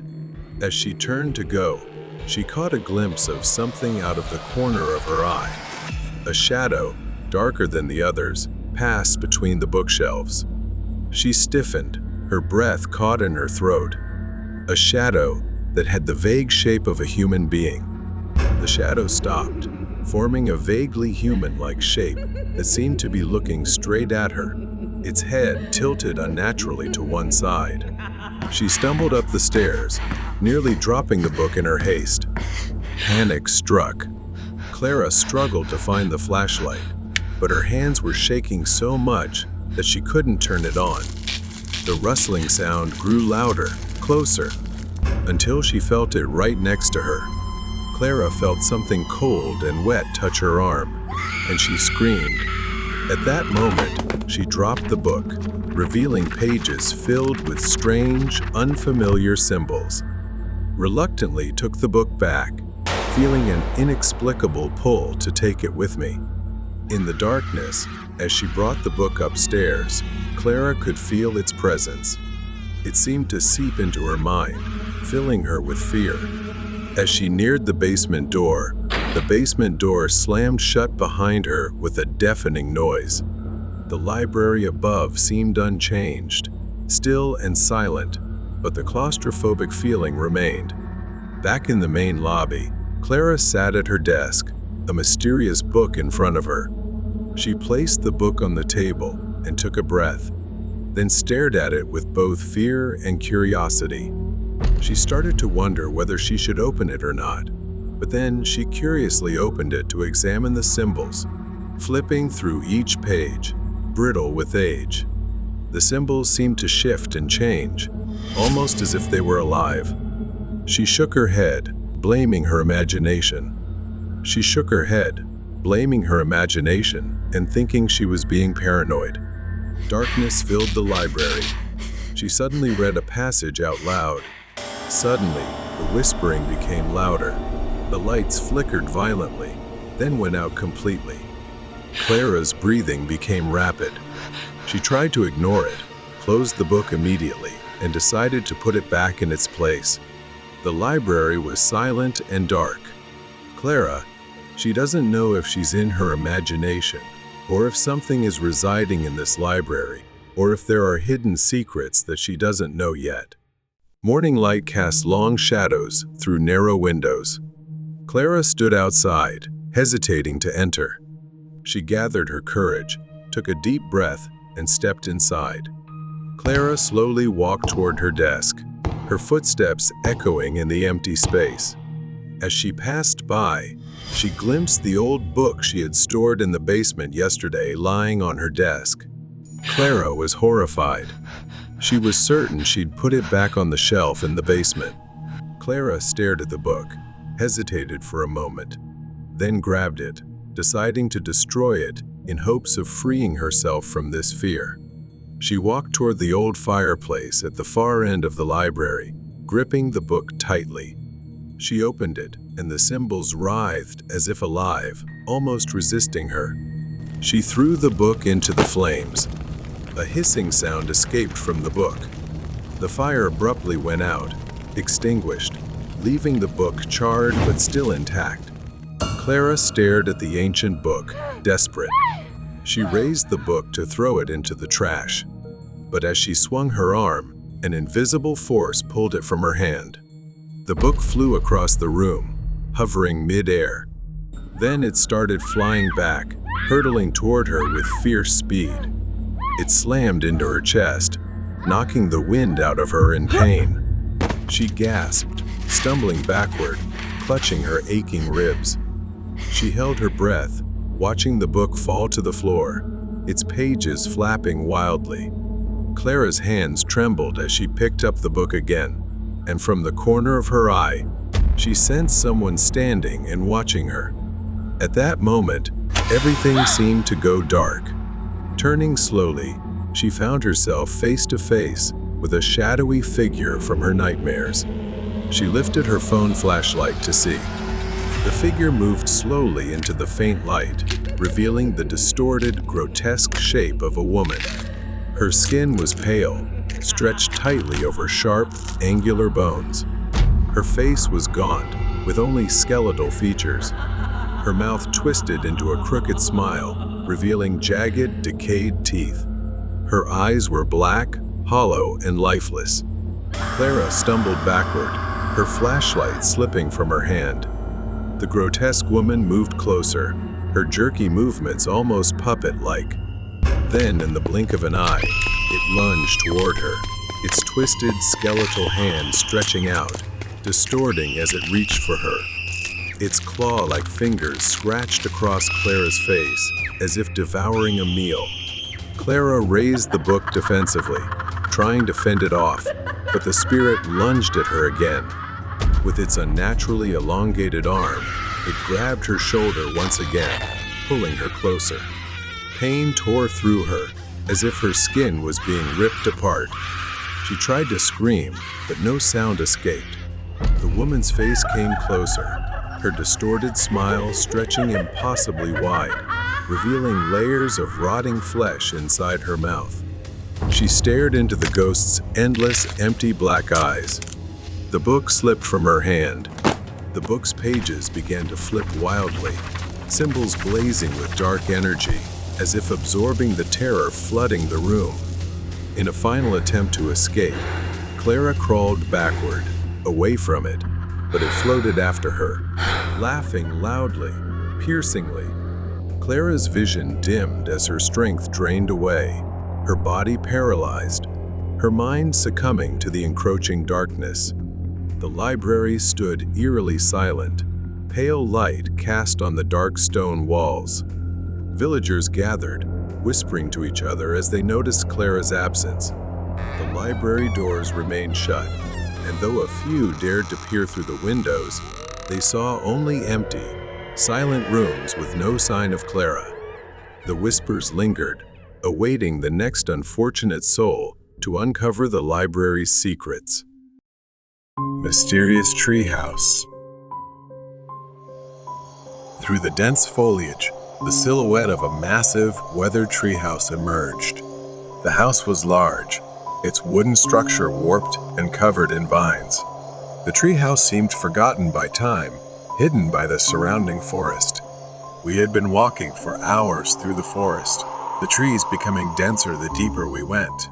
Everything started with my friend Cody's dog. Oddly, it had gone missing for 5 days, then returned home with a strange piece of paper in its mouth. The paper looked like a toy treasure map, so I was intrigued.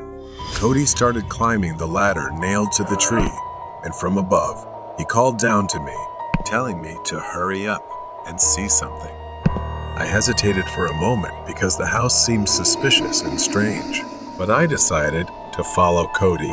I slowly climbed the rickety ladder to the treehouse. The closer I got, the worse the feeling became. Now, I could see the house more clearly. Through the broken windows, I could see inside the house. It was a mess, full of dust and scattered objects, yet it felt oddly alive. It was like a place of exile. The air inside the treehouse was stifling, thick with dust and an unpleasant stench. I began to look around and noticed the mess tattered old clothes scattered across the floor. In one corner, there was a mattress, stained with something black and terrible. As we moved further in, we saw the glimpse of a large, rusted iron cage among the debris. It seemed like no one had been here for years. I tried to shake off the uneasy feeling and told Cody. There's nothing here. We should leave. But Cody wouldn't listen. He was rummaging near the cage, curious, when suddenly he froze. His eyes widened, and his face turned pale as he said, "We need to go. Now." Before I could ask what happened, I heard it, a voice from below, low and raspy, full of malice. Well, look who I found. I glanced out the window. A man was standing at the base of the tree, looking up at us with a sinister grin. His face was gaunt, his eyes wild, his hair long and dirty, as if he had been living in the forest for too long. Cody wasted no time and shouted, "My dad's a cop. He's coming any minute." The man's grin faded, and his eyes narrowed as he started to threaten that if we were lying, he wouldn't spare us. Cody was below, near the ladder, ready to run, but I was stuck because the rope ladder behind his house was about to break. If he comes up here, I won't have anywhere to go. I backed away from the window, inching closer to where the cage appeared in the darkness. My legs were shaking so badly I thought I might collapse. My back hit the cold metal of the cage, and I felt something move behind me. Something alive. I slowly turned around. Inside the cage, huddled in the shadows, was a person, but it looked more like a monster. Its skeletal frame was twisted and deformed, with ashen gray skin. Its eyes were bloodshot and wild. The creature stirred, its head slowly rising as it turned towards me, opening its mouth and reaching out as if to attack. My body froze, paralyzed with fear. I couldn't breathe. Cody called me out of there immediately, and without thinking, I rushed towards the ladder in front of the house, decided to climb down regardless of what was waiting for me down there. Courageous Cody used his entire body to stop that crazy guy from running towards me. Cody said run to my parents, and they'll know what to do. I'm worried, and he's behind. He told me to go quickly and come back. I followed the instructions and ran as fast as I could. I have to save him. Cody stayed behind, and I don't know if I'll ever see him again. When the police arrived, everything was gone, and there was no trace of anyone. 10 years have passed since that day. I never went back to the treehouse until now. The memories came flooding back as I stood at the edge of the forest, looking up at the towering oak where the treehouse still stood, weathered and decaying. The haunting of the abandoned station. It was a chilly autumn evening in our small town. Inside the diner, warmth enveloped me. Sarah, my girlfriend, was finishing her cup of coffee. We had been dating for a few months, and tonight seemed like the perfect opportunity for an adventure since we both enjoyed that. After dinner, we decided to explore the old abandoned train station in town. The train station loomed before us. Built in the early 1900s, it had once been the heart of our town, but now it lay in ruins, overtaken by nature. My heart raced, but I didn't want to show fear in front of Sarah. I reassured her, even though I felt a hint of doubt creeping in. She began glancing around nervously and told me she felt something was off. Then, from afar, we heard a faint whistle echoing through the air. Sarah asked me, "There are no trains running here anymore, right?" I only knew that no trains had run here for decades. The whistle grew louder, accompanied by the unmistakable sound of wheels clattering on metal tracks. Sarah tightened her grip on my arm. "We need to go right now," she urged, panic rising in her voice. But somehow I lost control, as if mesmerized by the sound, stepping closer to the edge of the platform, staring down the empty tracks. The sound grew louder, yet no train was in sight, just the tracks stretching infinitely into the darkness. Then, as if summoned from nowhere, a blinding beam of light appeared, racing toward us. It approached quickly, gliding down the tracks like a ghost, but something was off. That light wasn't attached to any train. It hovered.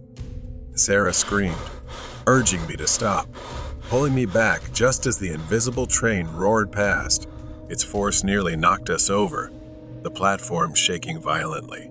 For a moment, everything went black. When I opened my eyes, the station was silent again, the air heavy and still. Distant sounds returned, but something had changed. Sarah was gone. "Sarah," I called, panic rising within me. I searched for her frantically. Then I saw it, a shadowy figure standing on the tracks, barely visible in the dim light. It was tall, wearing a wide-brimmed hat, its eyes glowing red like embers in the dark. A chill ran down my spine as it raised its hand, pointing down the tracks. Far down the tracks, I saw Sarah, walking away from me. But she wasn't walking normally. Her movements were stiff, like a puppet controlled by invisible strings. "Sarah, stop," I yelled. But my voice echoed back, swallowed by the night. I ran toward her, desperation driving each of my steps. The closer I got, the more horrific reality became. Her face was blank, expressionless, her eyes vacant and soulless. It was as if her very soul had been drained. Tears streamed down my face as I reached for her, but the distance between us never closed.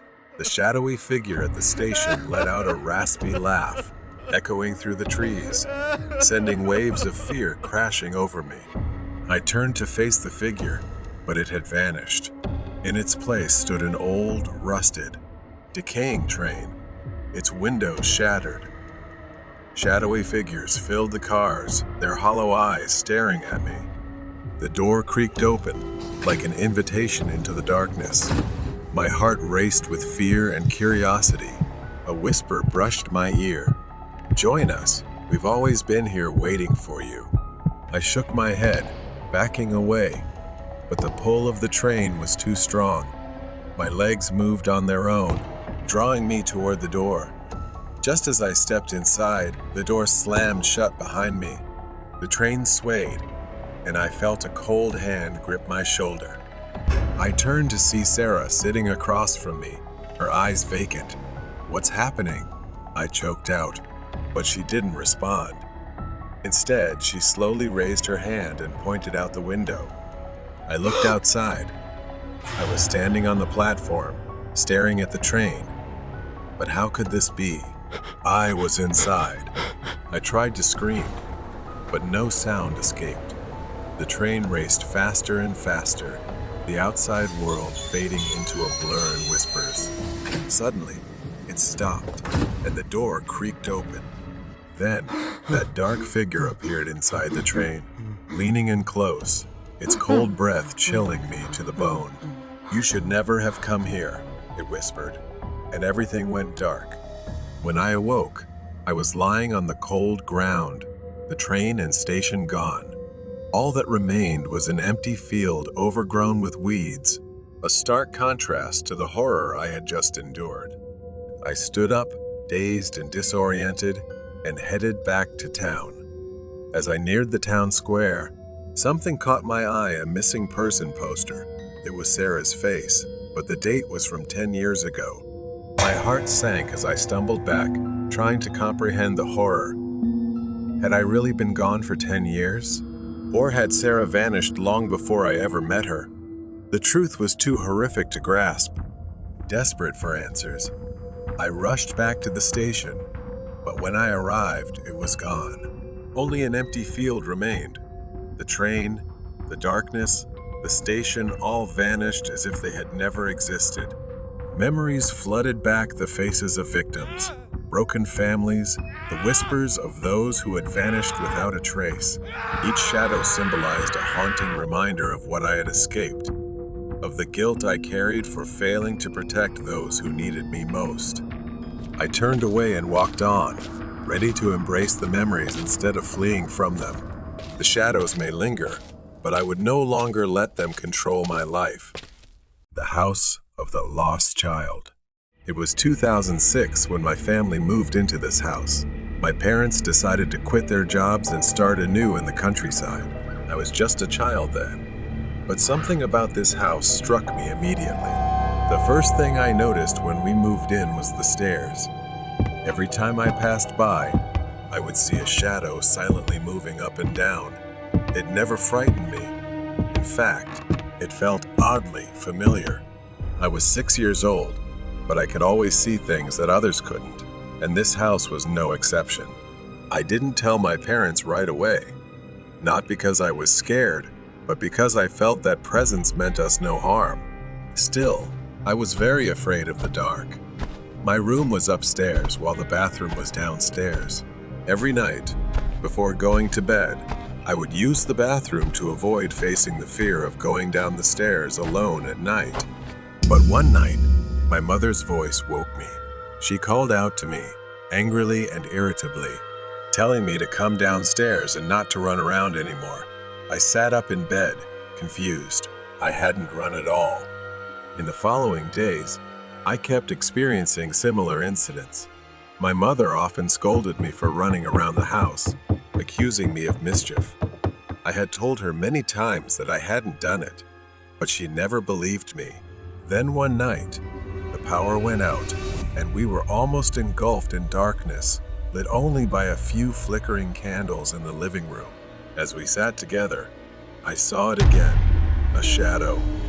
It swayed back and forth, hovering over the sofa. My mother didn't see it, but I did. That presence was very strong but had no malice. That night, as we lay in bed, my mother and I heard a voice, soft yet clear as day. "Mom, where are you? I'm cold." That voice belonged to a child, and it came from just outside our bedroom. My mother looked at me, eyes wide with fear. As I grew older, I began to understand that the shadow wasn't there to harm us. It wasn't a ghost trying to scare us, but a lost child searching for something. The more I thought about it, the more I realized that spirit was looking for its mother.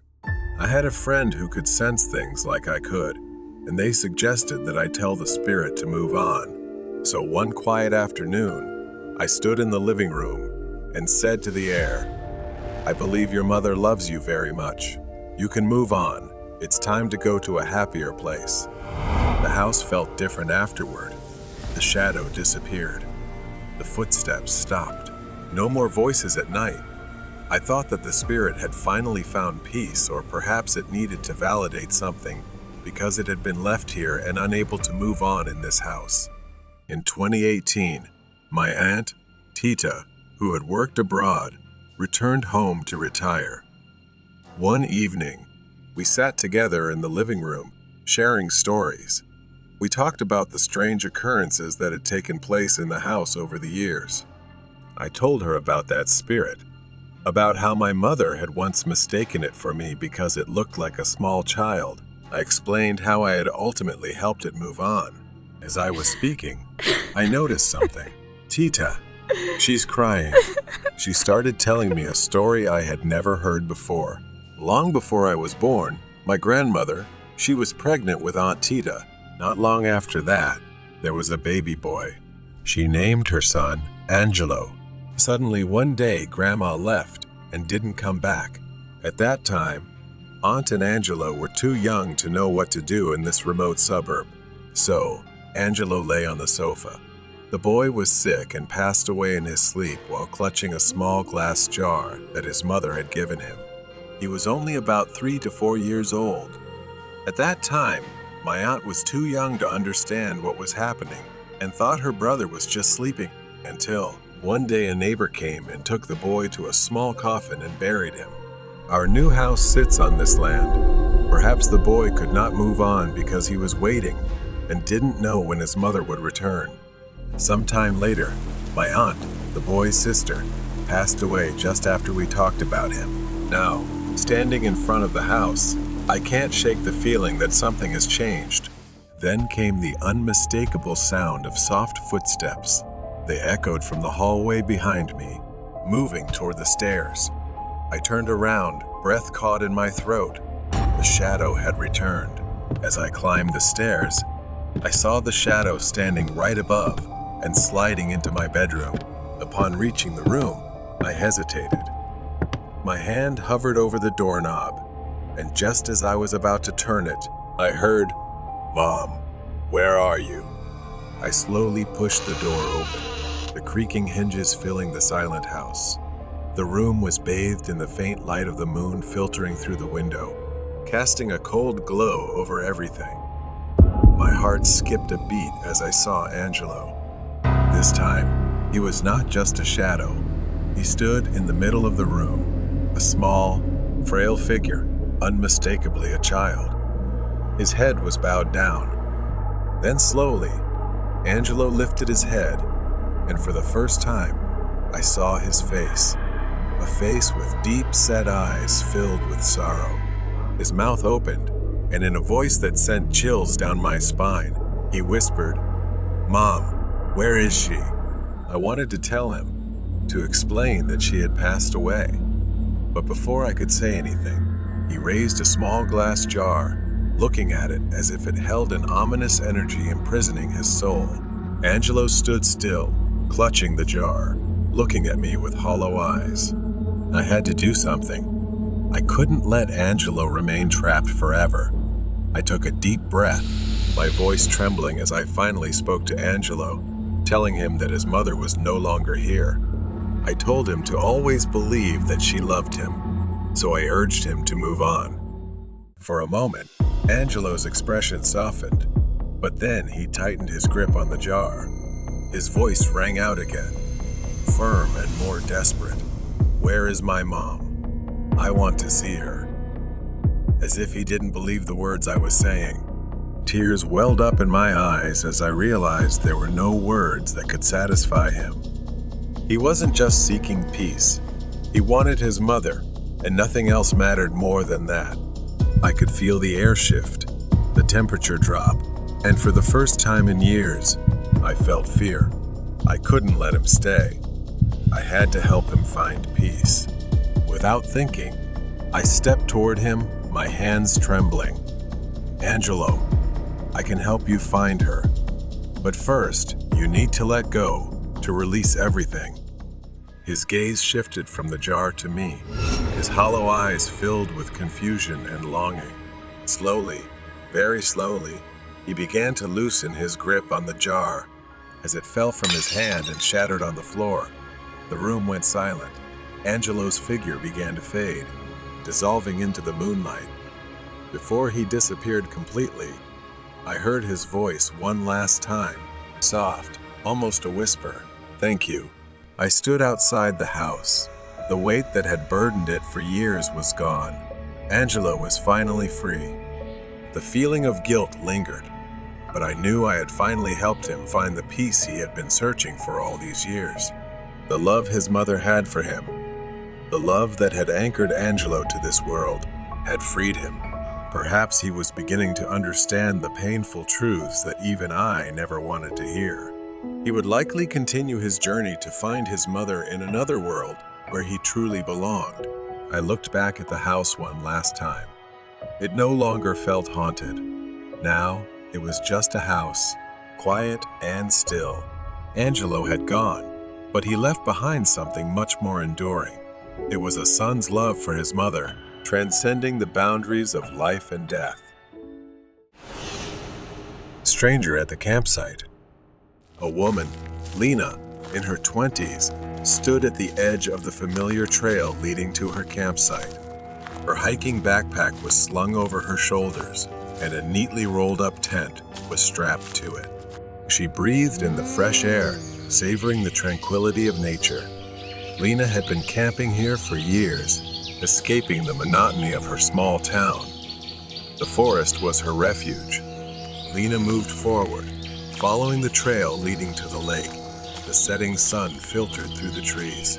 She felt at home here, but today, a strange unease crept into her chest.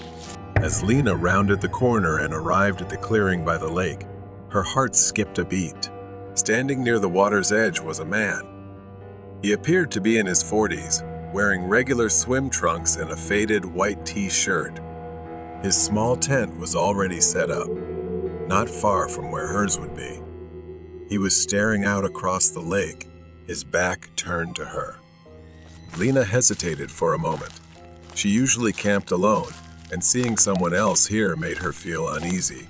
With a slight shrug, she moved a little further from his tent and began setting up her own. She gathered large stones, arranging them into a neat circle to prepare for her campfire later.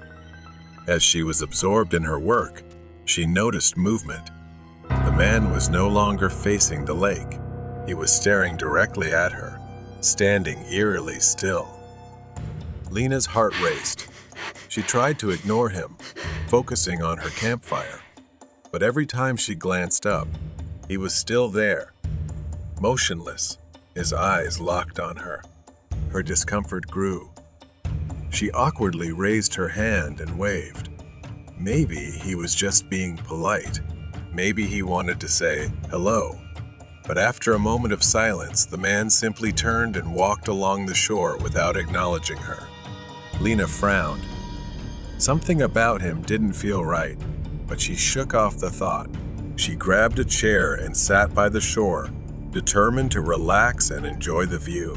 Hours passed, and the sun began to set. Lena packed up her chair and returned to her campsite. She started a campfire, hoping to relax after the strange encounter. As she stared into the flames, her eyes drifted toward the tree line.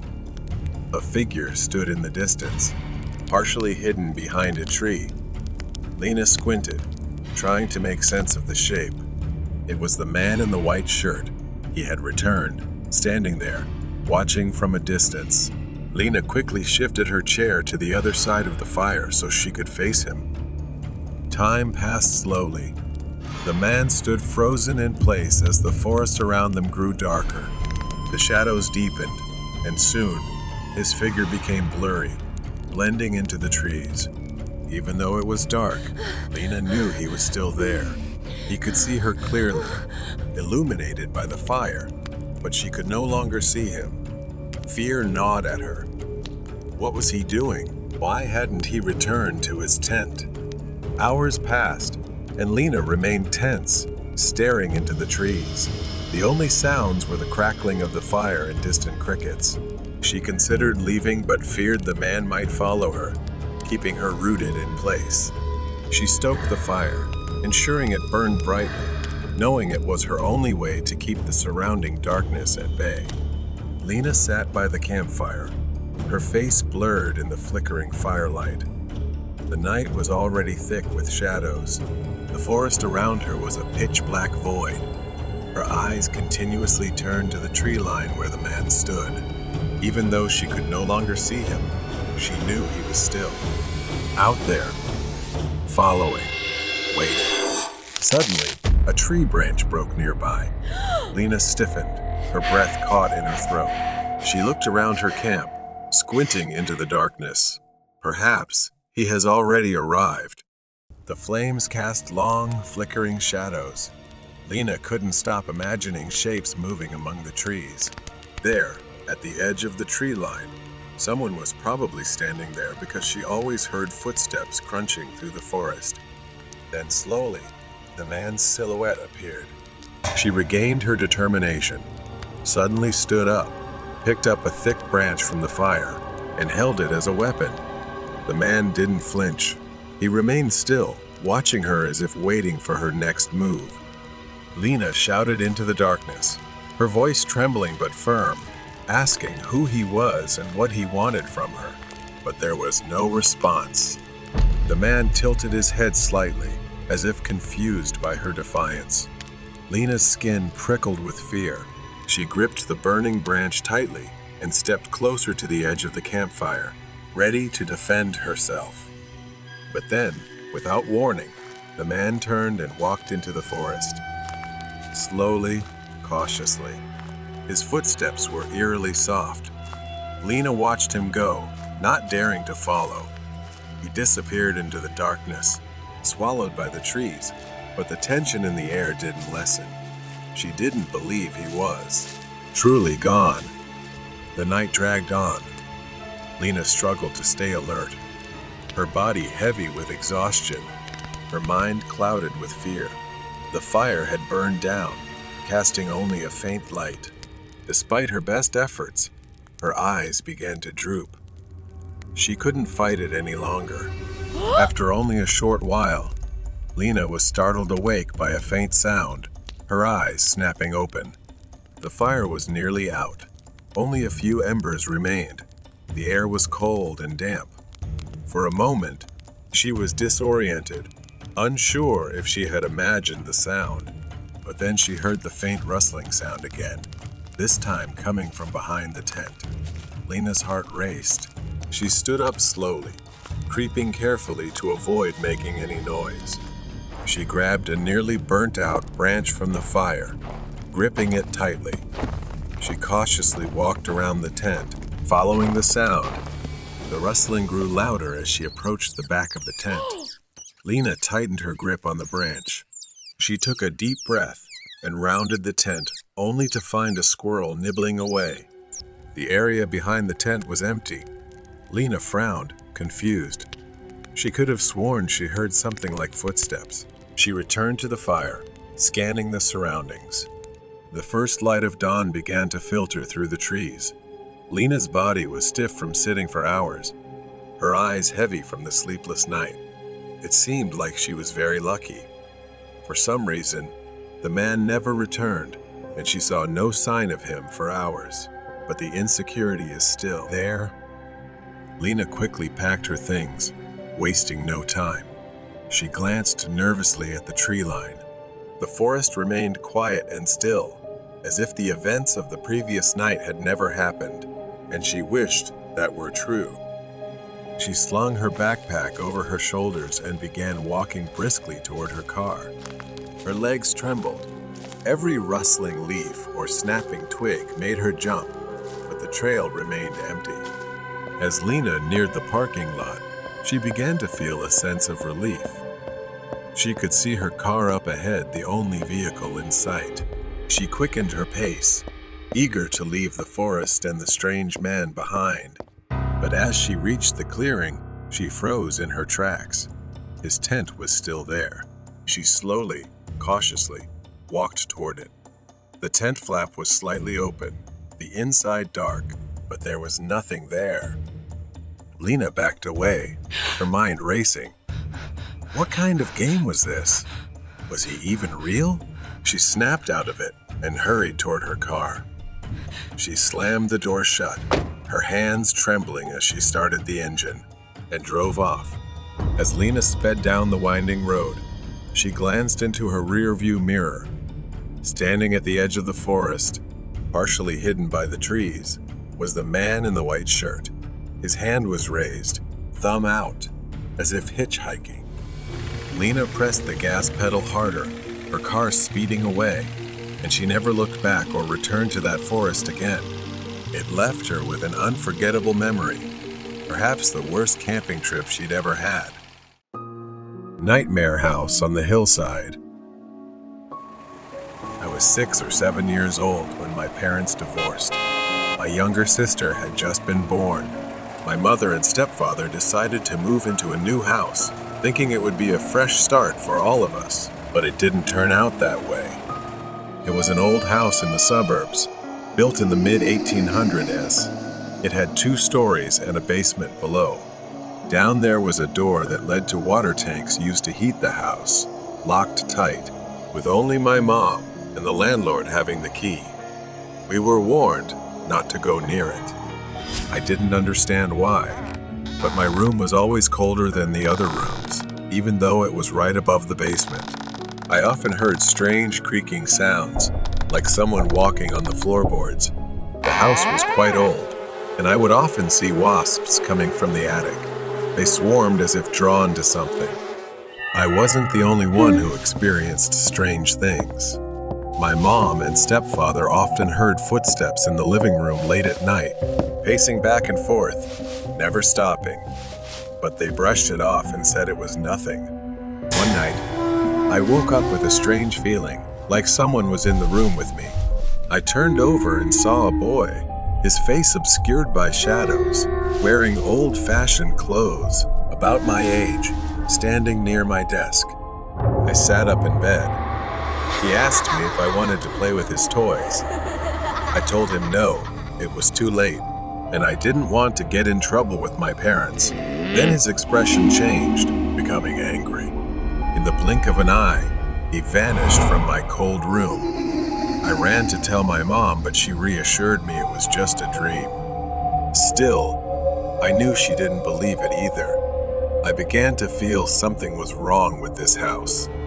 The next night, it happened again. But this time, it was someone else, a woman in a black dress. She was standing on my bed. She stood hunched over, her tangled hair hanging down over my face.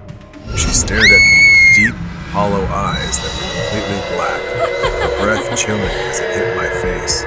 I jumped up, flung open the door, and ran to my sister's room. She was still asleep in her crib.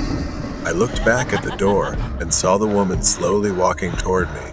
As she passed the window, lightning struck outside, and in that moment, the woman disappeared. With each flash of lightning, she would reappear, getting closer to me. I woke up again, back in my bed, drenched in sweat. My heart raced as I tried to piece together what had happened. Was it a dream? But it felt too real. I ran to my mom and stepfather, telling them everything. Their faces went pale as I spoke, but they told me it was just a nightmare. It was a lie they had been telling me ever since we moved into that house. A few days later, we moved out. My mother didn't say why, but I could tell by the way she hurried us out of the house that something had scared her too. It wasn't until many years later that she told me. The landlord eventually confessed what had happened in the house long ago. During the Civil War, a widowed mother and her 3 children lived there. After her husband was killed in battle, the woman's mind shattered. You ever or roll? In a fit of madness, she killed the rest of her family in the living room before dragging their bodies down to the water tank room in the basement. These things explained what I had experienced in that house, from the moved items to my toys being displaced. The boy I saw was one of her children, still trapped in the house, either searching for companionship or perhaps seeking revenge. And the woman, the one who stood over my bed, was the mother, her spirit twisted by the horrors she had endured. I often wonder what would have happened if we had stayed in that house. Would we have become part of their story? Would that woman have done to us what she had done to her own children? I will never know. But sometimes, in the dead of night, I still think about that house on the hill and the dark secrets it held. The hitchhiker's nightmare. The chilly spring air bit at my skin. It was a quiet night as I left the Subway restaurant. The shopping mall where the Subway was located was desolate, except for a few dim streetlights casting pale circles of light over the empty parking lot. Though the place was somewhat old and empty, the quality was decent, and it was only a 5 to 10 minute drive from my house. As I caught movement out of the corner of my eye, I saw a man walking past the stores. He was tall, disheveled, wearing sweatpants and a dingy t-shirt. As he passed by the window, he glanced at me. It was only a brief look, but something about him left me feeling uneasy. I brushed it off, telling myself it was nothing, just some guy. I pushed open the door, my breath visible in the cold night air, and started walking the short distance to my car. I was halfway to my car when I heard footsteps behind me. At first, they were faint, but they quickly grew louder, closer. I glanced over my shoulder, and there he was, the man from earlier. He was walking toward me, and before I knew it, he was right next to me. I stopped, unsure of what he wanted. He was too close for comfort. He asked me for a ride to the gas station just down the street. His voice was calm, almost friendly, as he pointed toward a gas station nearby, visible from where we stood. It didn't seem far, and it was on my way home. Though I hesitated, the cold air and his seemingly urgent demeanor convinced me to agree. I got into my car, and the man sat in the passenger seat. I drove out of the parking lot, down the empty streets, making the short drive to the gas station. Neither of us said a word. The entire time, something felt off about the situation. I kept telling myself everything was fine, it was just a quick ride, after all. When we arrived at the gas station, I parked in the back of the lot. I expected him to get out right away, but he didn't. Seconds passed in uncomfortable silence, and my anxiety grew. I said, "All right, we're here," trying to sound casual, hoping he would leave, but he didn't move. The man stared straight ahead, making no move to get out of the car. My heart started pounding as I repeated myself, this time more firmly. "We're here. Isn't this where you wanted to go?" Finally, he spoke. His tone had changed. It was no longer friendly, but cold, almost irritated. He told me this wasn't the right gas station, and that he needed to go to a different one farther away. I glanced at the gas station in front of us, confused and worried. I was sure this was the place he pointed to. I gripped the steering wheel tighter. I told him I wasn't going any farther and that I needed to go home. The man didn't reply. He just sat there, silent. The tension in the car was building, and I could feel my pulse quickening. I asked him to get out, my voice now shaky. He refused and said no. I glanced around the gas station, looking for someone who might help. A few cars were parked under the bright lights, but I didn't dare move. He seemed stubborn, and I was scared he might harm me. I felt trapped, like the walls of the car were closing in on me. Suddenly, a noise broke the tension, a car door slamming nearby. I glanced into the rearview mirror and saw a woman stepping out of her car, walking toward the gas station store. Seeing someone else, even from a distance, gave me a brief surge of courage. I turned back to him, my voice stronger this time. "I need you to get out of my car, right now." His expression hardened, his eyes narrowing as he leaned slightly toward me. His voice was low, almost a whisper, as he said he wouldn't get out until I took him where he needed to go. I couldn't take him anywhere else, and I couldn't sit there any longer with the fear gnawing at me. I glanced back at the gas station, hoping someone would look my way, but no one did. I needed an exit, and fast. I reached for my phone, trying to act as casual as possible. I said, "Okay," to buy myself some time, pretending to check the GPS for the other gas station he claimed he wanted to go to. He said nothing, but his eyes never left me. As my hand fumbled for the phone in my pocket, I could feel his gaze, watching my every move. My heart raced as I unlocked my phone, pretending to look up directions. In reality, I was opening the keypad. My mind raced, calculating how quickly I could call for help without him noticing. But before I could act, he suddenly lunged at me, grabbing my wrist. Panic exploded in my chest. He squeezed my wrist painfully as he leaned closer, his face just inches from mine. I tried to pull away, but he held me tight. His voice was cold, threatening, telling me not to even think about it. I froze. My breath became shallow as I tried to stay calm and think of a way out. The gas station lights cast harsh shadows on his face, making him look even more terrifying.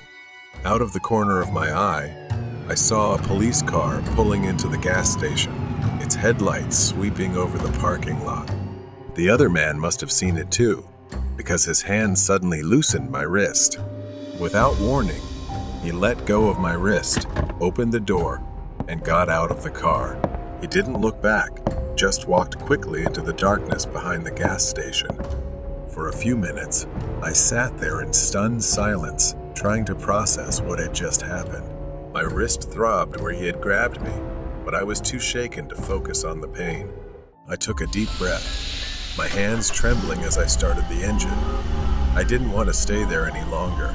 Without looking back, I drove out of the parking lot and onto the road, my headlights cutting through the darkness. As I drove, my mind replayed the encounter over and over, each detail etched into my memory. What did he want? What would have happened if the police hadn't shown up? One thing was certain, I would never make the mistake of letting a stranger into my car again. When I finally got home, I parked in my driveway and sat in the silence of my car for a long time, staring out at the empty street. The weight of what had just happened settled over me, and for the first time that night, I allowed myself to fully feel the fear. After resting for a bit, I was scrolling through the web to calm my nerves when I stumbled upon Complaint and wanted reports about a man who looked exactly like the one I had encountered. He was known for tricking people into giving him rides, then using various methods to steal something. He wanted after following his victims. Using the phone number I found in the article, I immediately reported to the local police where I last saw him, right that same night. Thank God, I realized how lucky I was to have escaped that mysterious man and survived. Lucky that the police had been there. Lucky that I hadn't driven him farther and made it home safely. Strange disappearance. This happened about 2 years ago when my sister Jan was studying at a university. She was shy and not the kind of person who would stay out late or hang out with friends. One day, she went to school as usual. It was 5:00 p.m. and Jan hadn't come home yet. I thought she was probably studying since she was always so diligent. Around 6:30, I tried calling her, but she didn't pick up. I texted her, but there was no response. I told my parents, and they said not to worry, she wasn't a child anymore. But I had a strange feeling. Around 7:00 p.m. when I tried calling again, her phone was off. That was odd because Jan always answered my calls or, at the very least, texted me back. By 10:00 p.m., my parents had come home, and there was still no sign of Jan. Now even they were worried. We tried contacting her classmates, but they said she hadn't attended any classes that day. My parents and I went to the police to report her missing, but their search was in vain. Days turned into weeks, weeks into months. 3 months passed with no sign of Jan. Our house, once warm, now felt cold and empty, haunted by her absence. Then, in December, it was a normal school day, the last day of my senior year. As I walked home, I couldn't believe my eyes. I saw her Jan standing at the corner of the street. I ran to her, calling her name, and she saw me. She started crying. I immediately brought her home, knowing my parents would be overjoyed to see her safe. When I walked in with her, my parents were shocked to see us. The house burst with emotion as my parents rushed to hug Jan. My mom cried, and my dad's face went pale with disbelief. But Jan's reaction was strange. She stood there, stiff, her arms hanging limply at her sides as if she didn't know how to respond. I thought she needed time to adjust after everything she had gone through. That night, I nervously brought her to her room. I had to ask what had happened to her during those 3 months. I tried to stay calm and not overwhelm her with questions. I asked her where she had been. She gave me a chilling smile and said she had been kidnapped. Then I asked how she escaped, and I was horrified by her answer. Jan told me it was easy. She had killed her captor, stabbing him until he stopped breathing. A shiver ran down my spine. The way she said it, without any emotion or compassion, this wasn't the Jan I knew. The days that followed were strange. Jan seemed more distant than before. One night, while Jan was still recovering from her trauma, I suddenly thought of a question that had never crossed my mind before. I hesitantly asked, "If you did that, where is the body of your kidnapper?" She turned to me and started smiling. She told me, On the outskirts of the city, there's a forest. And in that forest, there's a small cupboard. Inside that cupboard is his body. I ran straight to my parents and told them everything. The next morning, we went to the police station, and they took us to the location Jan had described, just as she told me. The forest was dark and overgrown. We arrived, and there was a metal cupboard in the woods, just as Jan had said. The police opened it and found a rotting corpse, wearing the clothes and belongings of my sister, Jan. I couldn't believe my eyes. As I watched, the police took the body for forensic investigation, and it was confirmed the corpse was indeed my sister. As the truth came to light, fear overwhelmed my family. My parents, devastated, initially refused to believe it, but now everything was clear. That night, I snuck into Jan's room, trying to find any clue about who or what she really was. But when I opened the door, the room was empty. The bed was perfectly made, as if no one had touched it. She was gone, leaving nothing behind. It's been 2 years since that night, and I've always felt sadness and sorrow for my sister. That person, I've never seen her again. I will never know who impersonated my sister or why they did it. And it makes me wonder what would have happened if we had never discovered the truth. That thought is terrifying. Horror Story Haunted Tracks. The legend of the haunted tracks had always been a topic of eerie fascination in our small town. The story went that, decades ago, a tragic train accident had occurred on the old, abandoned railway line just outside town. Many lives were lost that fateful night, and it was said that the spirits of the victims still lingered, haunting the area.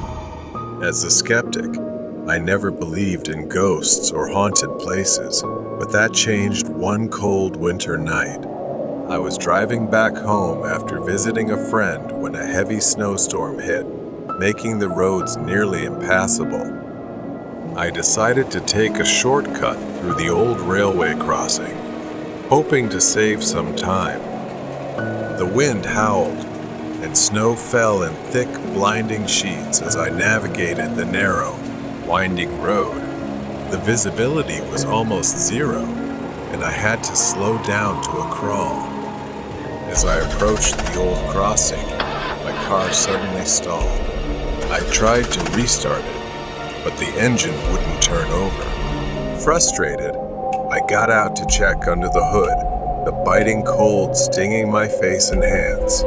As I fumbled with the engine, I heard a faint, distant whistle. I froze, remembering the tales of the haunted tracks. The whistle grew louder, and I saw a light piercing through the snowstorm, heading straight toward me. Panic set in as I realized it was an old steam train, barreling down the tracks at an alarming speed. I abandoned my car and tried to run, but the snow was too deep, and I stumbled. As the train approached, I could see it more clearly. A rusted, ancient locomotive, its windows shattered, and the metal twisted and scorched. I braced myself for the impact, but it never came. Instead, the train passed right through me, sending a bone-chilling cold through my body. I turned to see it continue down the tracks, disappearing into the storm. Shaking, I returned to my car and tried the engine again. This time, it roared to life, and I wasted no time getting back on the road, my heart pounding in my chest. When I finally reached home, I was too shaken to sleep. The next day, I told my friend Mark about the experience. Mark, a local history buff, was intrigued and suggested we investigate the site together. Armed with flashlights and a camera, we headed to the old railway crossing that evening. The storm had passed, leaving a calm, clear night. The tracks looked abandoned, covered in snow and rusted with age. As we walked along the line, Mark recounted the details of the accident. A collision between two trains due to a signaling error, killing dozens of passengers. Suddenly, we heard it again, the distant whistle. The air grew colder, and a light appeared down the tracks. We watched in disbelief as the same ghostly train emerged from the darkness, moving silently toward us. Mark, braver than I, stepped forward with his camera, snapping pictures. The train passed through us again, leaving us both shivering and breathless. When we reviewed the photos, we were stunned.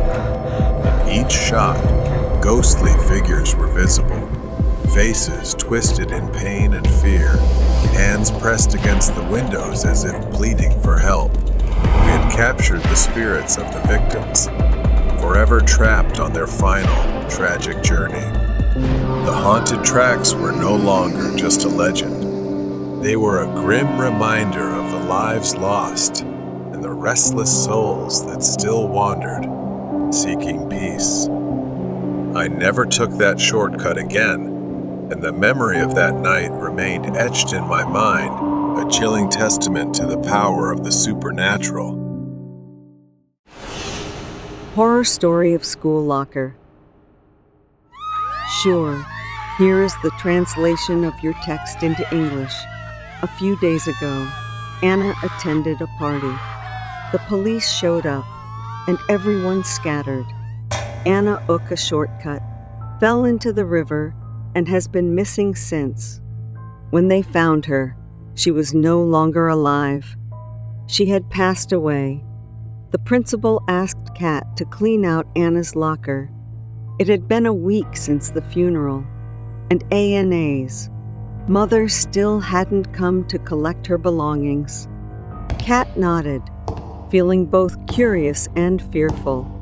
Anna had been one of the popular girls, always surrounded by friends. The news of her sudden death had shocked everyone. She wasn't like that. I was quite shy and had almost no friends. She approached the locker, its dull gray door a stark contrast to the vibrant memories of its owner. She twisted the combination lock, and with a metallic click, it opened. Inside, the locker was neatly organized. It only took her a few minutes to scoop Anna's belongings into her backpack. There were just a few textbooks, a small makeup pouch, and a neatly folded scarf remaining. As she reached in to gather the items, a strange gust of wind brushed against the back of her neck, sending a shiver down her spine. She glanced around, but the hallway was empty. She picked up the scarf, its silk smooth and cool. She remembered that Anna always wore this scarf like a treasured possession. It seemed that she really loved it. Suddenly, a whisper echoed in the confined space, telling her that the scarf was beautiful and would suit her perfectly. Her heart pounded. Perhaps she had imagined it. She continued cleaning the locker, but the unease lingered. As she closed the door, the whisper came again, more insistent this time, telling her, Wear it always, and everyone will admire you. How could she refuse? Even as goosebumps rose on her skin, she nodded and tied the scarf around her neck. Although it was silk, it felt heavy, pressing down on her bones. Kat looked up at the mirror and almost screamed. She didn't just look like Anna in that moment. She was Anna. The scarf somehow warped her skin, transforming her face. She pulled with all her strength, but it wouldn't come off. Her elbow struck the mirror, causing it to bleed. Then a voice whispered, It's okay. and assured her that everyone would love her. She decided to take a chance and see if it was true. Days passed, and she began to notice changes. People who had never acknowledged her before started to smile and greet her. The popular crowd invited her to sit with them at lunch. Kat enjoyed the attention she was receiving. She attributed the change to her makeover and the confidence boost from wearing Anna's scarf, so she didn't believe it too much. But the whispers started again and wouldn't stop.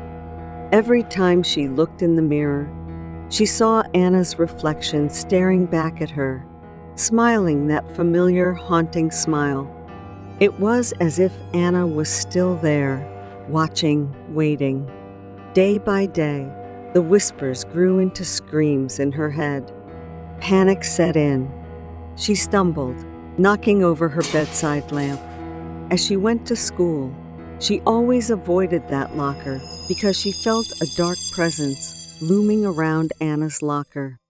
Kat's breath caught in her throat as she tried to pull the scarf off, but it tightened, choking her. Then a voice echoed in her head, asking what she was doing. The next day, she decided to return the scarf to Anna's locker, hoping to break the curse. When she approached the locker, the hallway was eerily silent. She unlocked it and placed the scarf inside. Before she could close the door, the scarf flew up and wrapped around her neck again. She fell to the floor, the scarf tightening more and more. Her vision darkened, and the last thing she saw was her own reflection in the locker mirror, her face now twisted into a smile that wasn't hers. A few days later, students whispered about Kat's disappearance. Her locker remained shut, and the smell of decay began to permeate the hallway. The principal and the janitor tried to open it, but the new lock seemed fused shut. Only Kat had the combination. One evening, as the janitor was mopping the empty hallway, he heard a faint whisper. Wear it, and everyone will admire you. The janitor glanced around, but saw nothing. He shook his head, thinking it was his imagination. But as he turned to leave, he caught a glimpse of his reflection in a nearby window. He saw Kat's face staring back at him, a silk scarf wrapped tightly around her neck, smiling that haunting, familiar smile. The janitor gradually turned pale and was so frightened that his heart felt like it was going to jump out of his chest. He ran out of there as fast as he could and immediately went to the police station to report what he had just witnessed. At first, he thought it was just an illusion, but when he linked it with Anna's departure and Kat's disappearance, it was really a coincidence, as if there was some kind of curse. Sometime later, the police came and took the cabinet out of the school. The mystery of Kat's disappearance and the scarf remains a mystery that no one wants to talk about. My name is Tom. I am the eldest child in the family and have a younger sister. That's 10-year-old Lisa, and we had to stay home alone while our parents went to a company event with their colleagues. Our house was located on the outskirts of town, surrounded by dense forest, and the nearest neighbor was at least a mile away. Lisa and I stayed up late watching movies until around midnight. We had just finished watching an episode of Friends when we heard a loud crash coming from the kitchen. We exchanged worried glances before I got up, grabbed a baseball bat, and told his sister to follow him. He didn't want to leave me alone in case something was wrong. We cautiously made our way downstairs, where I suddenly stopped, causing Lisa to bump into me. I stood frozen, staring into the kitchen. I peeked around him and saw a tall man, about 6, with a hood covering his face and a flashlight in his hand. Lisa and I panicked with the idea of finding the phone to call the police. Panicking, I grabbed Lisa's hand and dragged him back upstairs to my parents' bedroom, where the house phone was. We locked the door and called 113. I could hear the intruder's footsteps slowly approaching the stairs. Tom stayed on the phone with the police, describing our situation, while I watched the door handle turn slowly. Suddenly, the man began pounding on the door, shouting, "Let me in! I won't hurt you, I promise." I shouted back. Go away! The police are on their way. The pounding continued, and the door began to shake violently. Lisa looked at me and signaled for us to escape through the window. We opened it quietly and climbed out onto the roof, then carefully made our way down the tree next to the house. We ran into the woods and hid behind a large boulder, our hearts pounding in our chests. Minutes felt like hours as we waited. We heard the distant sound of police sirens, and soon after, saw flashing lights approaching our house. The intruder must have heard them too, because he bolted from the house and disappeared into the forest. We watched as the police arrived, and we ran out to meet them, telling them where the man had gone. The police searched the woods and eventually found the man hiding near an old shed. They arrested him, and we were relieved beyond words. The officers stayed with us until our parents returned home, shocked and grateful that we were safe. A few days later, we learned that the intruder had been wanted for several burglaries in the area. He had a history of violence, and we were lucky to have escaped unharmed. I am now 15, and the memory of that night still haunts me. Tom has since moved out for college, and our family decided to move closer to the city to feel safer. The crazy mother on campus. Exam season had arrived, and normally our school library would close, but because of the exams, the school decided to keep it open until midnight. My house is not far from the school, so instead of studying at home, I prefer to study in the quiet and peaceful library. That day, I left home at 6 o'clock, engrossed in my studies, and didn't realize that it was already 10 p.m. I had never stayed this late before. The ticking clock was loud, each second echoing in the emptiness, signaling that it was nearly midnight. Strangely, there were hardly any students studying at that hour. It was absolute silence. I finished my work and headed home. The library is at the end of the hallway, so as usual, I walked down the long, dark corridor of the school. But today, I felt an unusual chill in the air. It was empty and the silence was suffocating. I walked through the hallway and quickly approached the exit. I walked fast, the sound of my footsteps echoing ominously. The once familiar campus now felt strange and frightening. The trees swayed gently in the wind, their branches like skeletal fingers reaching out. The path narrowed as I entered the school garden, the lights becoming fewer. A sudden loud snap of a branch made me stop dead in my tracks. I spun around, heart racing, but saw only shadows. Exhausted and hungry, I could barely walk properly. I kept my eyes on the ground as I walked. From the darkness, a figure emerged. It was a woman walking with a strange, crippled gait. Her legs seemed twisted, making it difficult for her to walk. She moved like a zombie. Now I was close enough to see her clearly. Her clothes were torn and filthy, her hair hanging in tangled clumps around her ghostly pale face. My heart pounded in my chest as the woman limped toward me, her eyes staring as if she wanted to pounce on me. I backed away, fear enveloping me. The uneven footsteps of the woman grew louder, echoing in the empty night. She pursued me relentlessly. I ran aimlessly until I reached the school parking lot, desperately searching for a place to hide. The parking lot was eerily empty. I hid behind a car, my breath coming in ragged gasps from the exhausting chase. But she did not tire. She searched for me with a crazed determination. From my hiding spot, I saw the woman moving past the cars, her head turning from side to side, searching. I felt truly terrified and breathless. The woman stopped near my hiding place. I held my breath, afraid to make a sound, and prayed she wouldn't see me. Thankfully, she just stood there, scouting the area, and then turned and continued moving.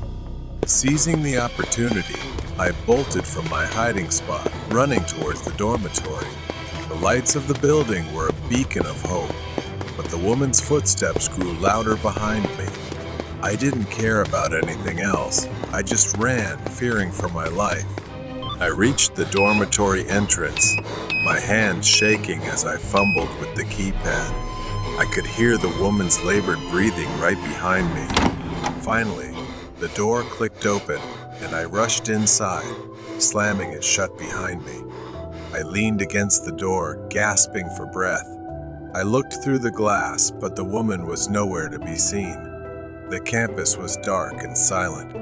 I collapsed onto my bed, my mind racing with the terror of what had just happened. The image of the woman's pale, haunting face was etched into my memory. The next morning, I was determined to find out more about what I had experienced. I asked the groundskeeper who tended to the school's garden. He looked quite old, so I thought he might know something. I asked him, and he said that in 1998, there was a 32-year-old woman who had a 20-year-old daughter who also attended this school. One day, while playing with her friends, the daughter mysteriously had an accident on the school grounds and died. The mother couldn't bear the thought that her daughter might have been bullied or something terrible had happened to her that she didn't know about. Losing her daughter drove her mad, and she would appear and disappear erratically. I decided I would never walk alone on the school grounds again. For the sake of my safety, the danger was too real and could strike at any moment. Nightmare Neighbor. The old, tall apartment building stood under the dim glow of the streetlights. It was late, and most of the windows were dark. Rena stood outside the building, staring up at the second floor where her apartment was. She had lived here for a few months, and the place had always been quiet. Until Arthur moved in next door. Rena's apartment was at the end of the hallway on the second floor, and the trip to take out the trash usually took only a few minutes. But tonight, she felt eyes on her. As she was about to turn the corner at the end of the hall, there he was. Arthur was standing by his door, as if waiting for her. He always found a reason to talk and stand too close to her. She kept her head down, mumbled a quick greeting, and brushed past him toward the stairs. This time, he said nothing. A chill ran down Rena's spine. Something was different tonight, something that made her more uneasy than before. Rena stepped into her apartment and quickly shut the door. She took a moment to calm herself, telling herself she was overreacting. She turned off the lights in the living room, planning to head to bed and watch some TV. It was late, and she was tired but not quite ready to sleep. As she passed the broom closet, she heard something, a faint sound, like a rustling from inside. Her heart skipped a beat, and she froze, staring at the closet door. With trembling hands, she reached for the closet handle. She hesitated.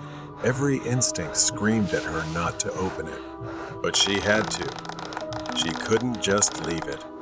She pulled the door open. Arthur was standing there, in her closet. For a split second, time seemed to stop. He was just standing there, staring at her, unblinking, with a twisted smile on his face.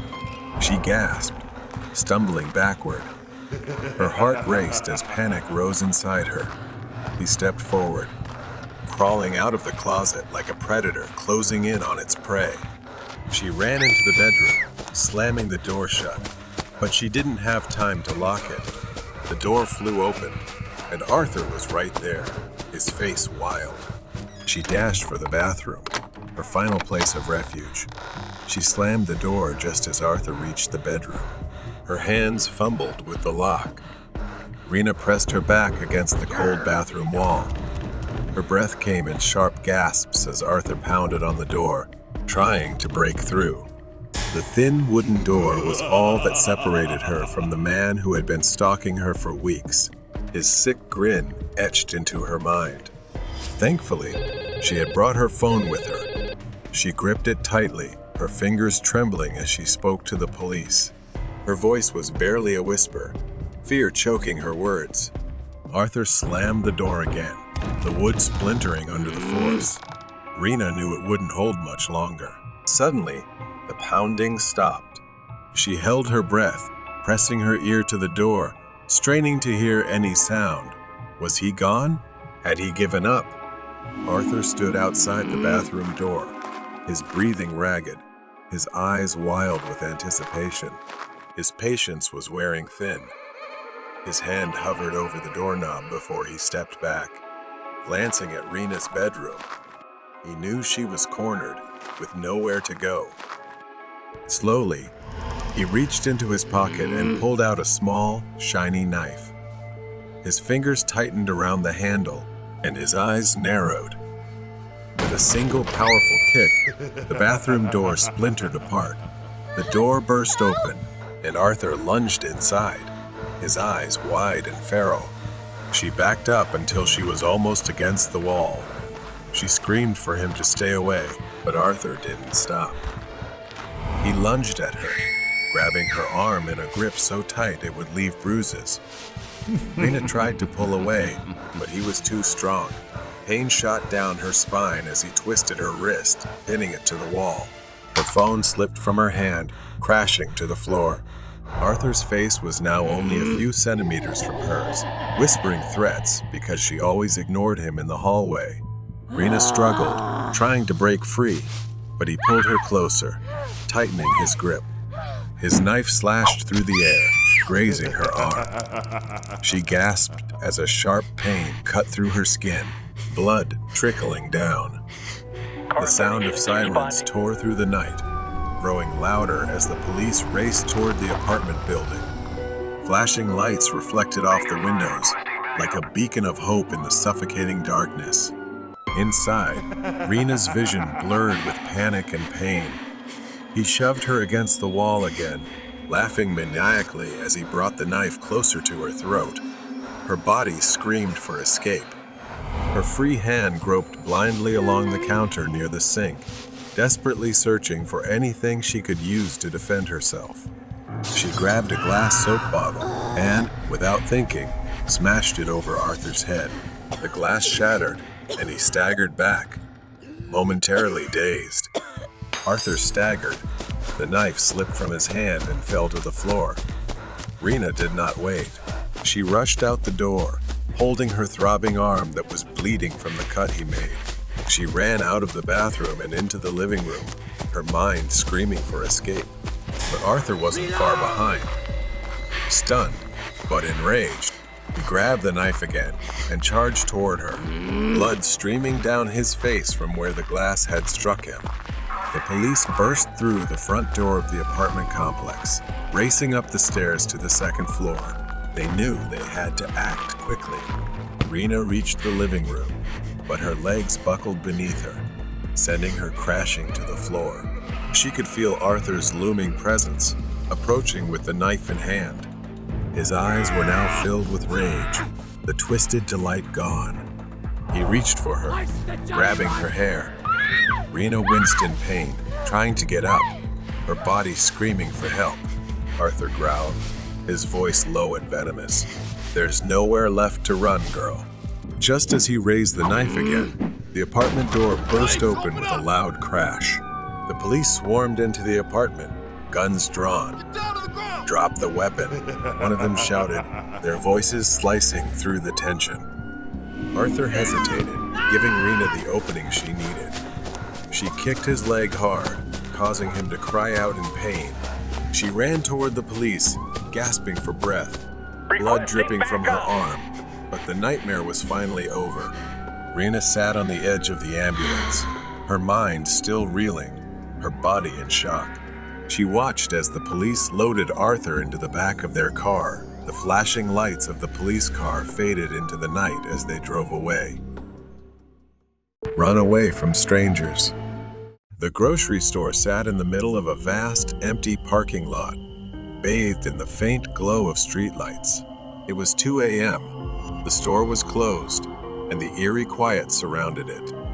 The night was still, until a soft tapping on the glass echoed in the darkness. I was the night shift manager here. Usually, things were calm, and nothing happened. It was just me, stocking shelves during the quiet hours while the outside world slept. I had been working non-stop since my shift began at 10 p.m., trying to get everything done. My focus was broken when I heard the faint tapping. It was coming from the front of the store. I left my cart and headed toward the sound. Through the large glass windows, I saw him, a man. He was leaning against the glass, trying to peer inside. His clothes were tattered, his face expressionless, with a hollow, vacant look in his eyes. He saw me the moment I came into view. I approached the glass door. I asked him what he wanted. He demanded I open the door. His face was emotionless, no hint of a smile, just cold eyes staring at me. I told him the store was closed and that he couldn't be here. As I turned to walk away, a loud bang startled me. The man's fists were pounding on the glass, over and over, each strike louder and angrier than the last. heart raced. This guy wasn't just a harmless drifter. I pulled out my phone, showing him I was ready to call the police. Only then did he back off, his eyes still locked on me, filled with rage. Slowly, he stepped back into the shadows of the parking lot.